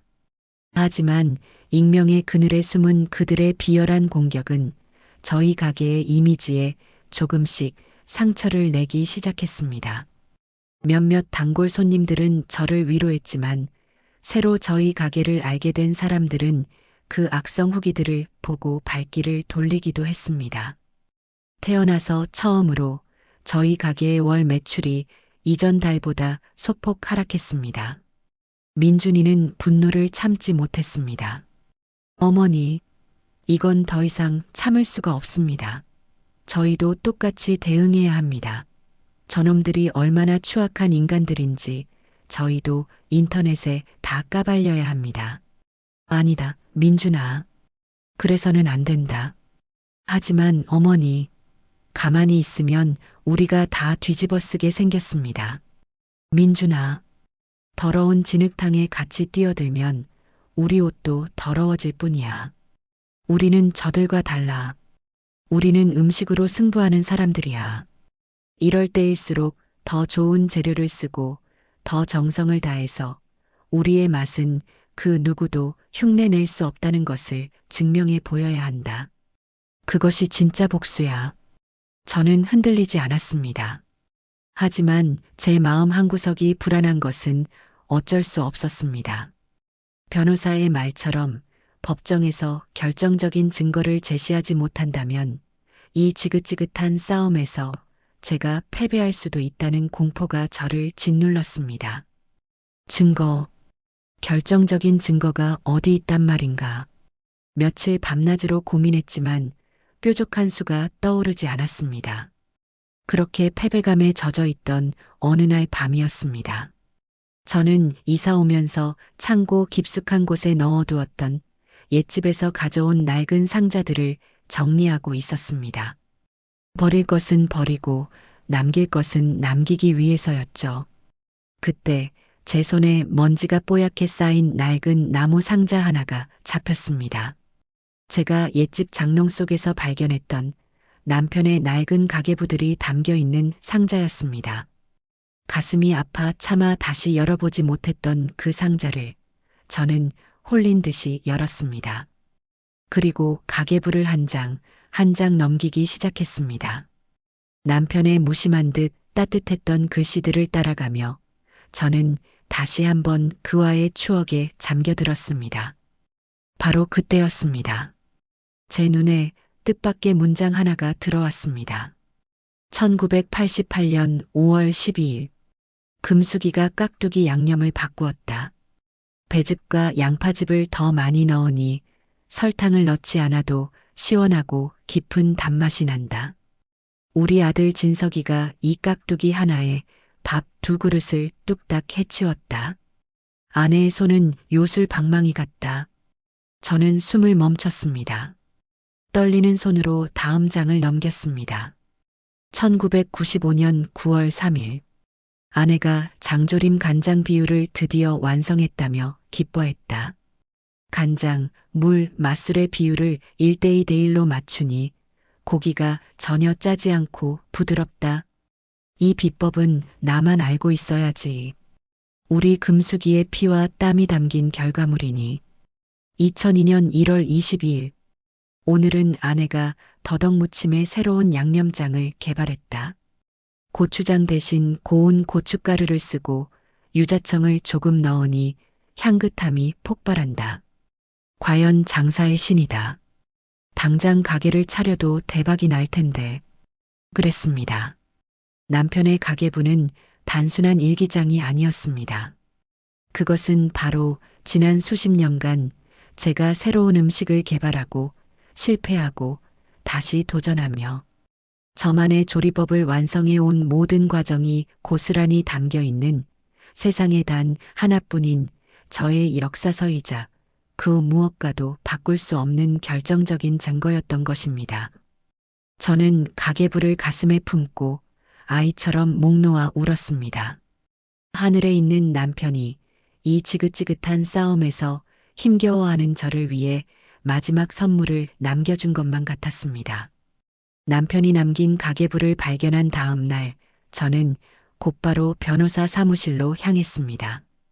제 손에 들린 낡은 가계부 뭉치를 본 변호사는 처음에는 의아한 표정을 지었지만 그 내용을 확인하고 나서는 흥분을 감추지 못했습니다.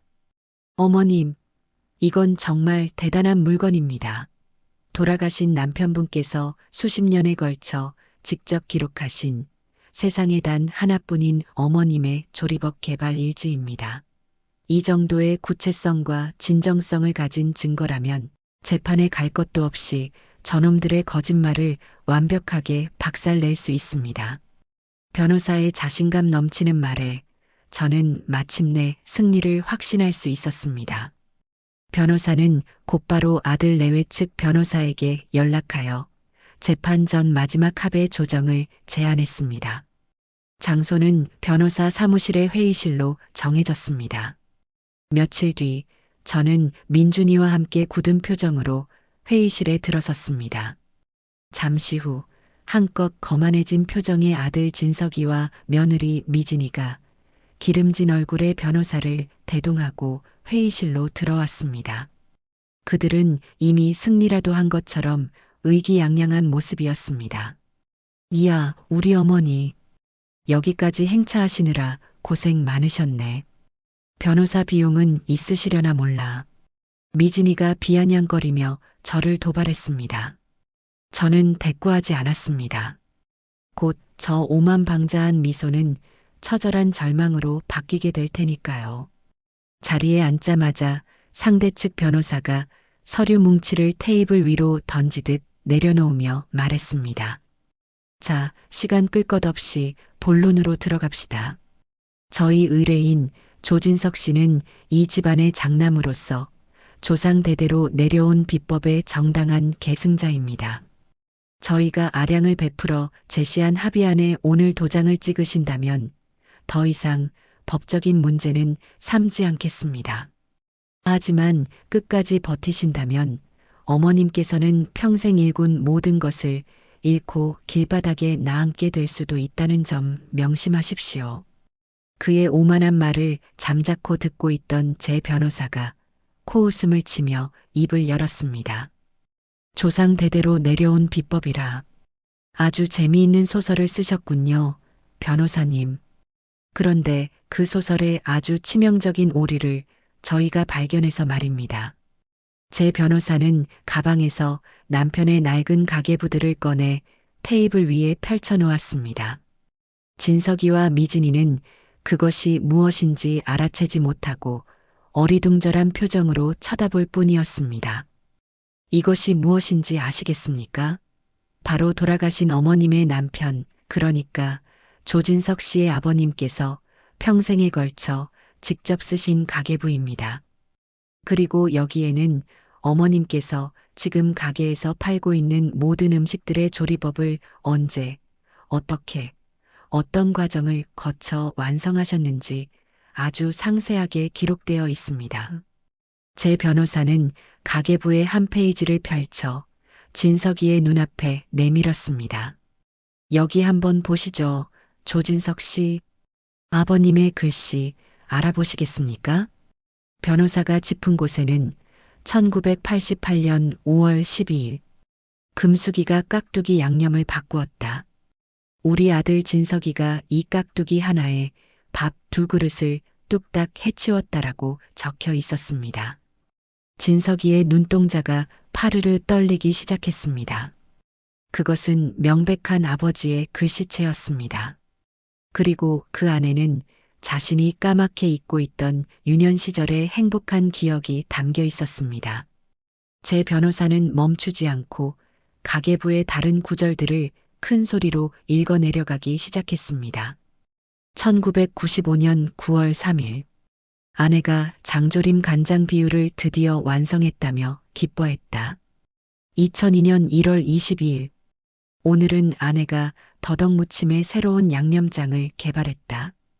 변호사의 목소리가 회의실을 울리는 동안 진석이의 얼굴은 점차 하얗게 질려갔습니다. 그는 깨닫고 있었습니다. 자신이 지금껏 부정하고 훔치려 했던 모든 것들이 사실은 자신의 어머니가 평생을 바쳐 이룩한 위대한 역사였으며 돌아가신 아버지가 가장 가까이에서 그 역사를 존경과 사랑으로 기록해왔다는 사실을 말입니다.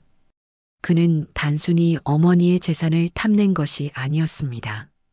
그는 자신을 향한 부모님의 숭고한 사랑과 헌신을 스스로 짓밟고 더럽히고 있었던 것입니다. 이건 다 거짓말이야. 조작된 거라고. 여보, 정신 차려.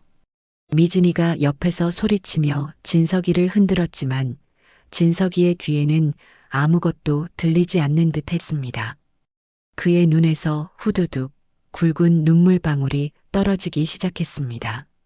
그는 테이블 위에 놓인 아버지의 가계부를 향해 손을 뻗었지만 차마 만지지는 못하고 그저 괴로운 듯 흐느끼기 시작했습니다. 아버지, 제가 잘못했어요. 아버지. 결국 진석이는 의자에서 그대로 무너져 내려 어린아이처럼 바닥에 주저앉아 통곡했습니다.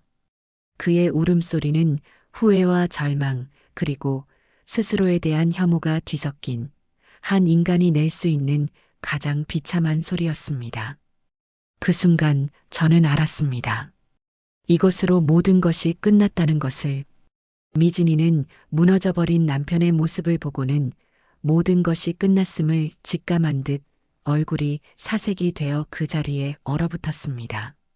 저는 그 지옥 같은 광경을 아무런 감정 없는 눈으로 조용히 내려다보았습니다. 제 마음속에는 동정심도, 연민도, 승리의 기쁨도 없었습니다. 그저 모든 것을 불태워버린 폐허에 서 있는 듯한 차가운 고요함만이 존재할 뿐이었습니다. 저는 자리에서 일어나 제 변호사를 통해 마지막 말을 전했습니다. 저들에게는 어떠한 금전적 보상도 요구하지 않겠습니다. 대신 오늘부로 진정한 어머니의 손맛이라는 상호는 물론 제 음식과 관련된 모든 사업을 즉시 중단하고 언론을 통해 자신들의 거짓말을 인정하고 제게 공식적으로 사과할 것을 요구합니다. 그리고 다시는 내 눈앞에 나타나지 않을 것을 약속하십시오. 그것이 제가 베푸는 마지막 자비입니다. 저는 뒤도 돌아보지 않고 회의실을 나왔습니다. 등 뒤로 아들의 처절한 울음소리가 희미하게 따라왔지만 제 발걸음을 멈추게 하지는 못했습니다. 며칠 뒤 아들 내외는 언론을 통해 자신들의 모든 잘못을 인정하는 공식 사과문을 발표했습니다. 그들의 사업은 당연히 문을 닫았고 그들은 다시 한번 세상의 조롱과 비난 속으로 사라졌습니다. 그로부터 1년 뒤 저는 주식회사 어머니의 손과 발의 본사 준공 및 2호점 개점 기념식을 열었습니다. 그 자리에는 저를 응원해 주었던 수많은 사람들과 이제는 제 진짜 가족이 된 민준이와 민지, 그리고 수십 명의 직원들이 함께했습니다. 저는 그들 앞에 서서 마이크를 잡고 마지막 이야기를 시작했습니다. 제 손에는 남편의 낡은 가계부 한 권이 들려 있었습니다. 많은 분들이 제게 성공의 비결을 묻습니다. 저는 오늘 그 비밀을 여러분께 공개하려 합니다. 저는 남편의 가계부를 높이 들어 보였습니다. 이것은 제 남편이 남긴 유산이자 제 성공의 모든 것이 담긴 비법책입니다. 하지만 여기에는 돈 버는 방법이 적혀 있지 않습니다.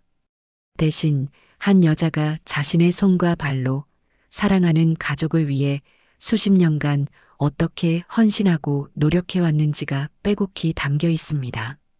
저는 깨달았습니다. 진정한 유산이란 돈이나 재산이 아니라 바로 이렇게 사랑하는 사람과 함께 쌓아온 정직한 시간과 기억이라는 것을요.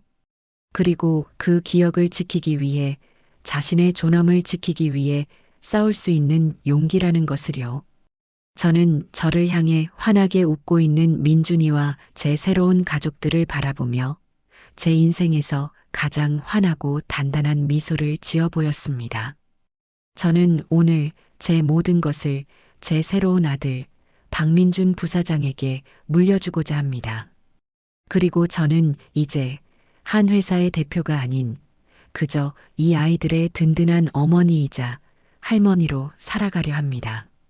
제 말이 끝나자 우레와 같은 박수 소리가 터져 나왔습니다. 저는 저를 부축하는 민준이의 손을 잡고 제 인생의 가장 높은 시상대에서 가장 눈부신 오늘을 맞이하고 있습니다.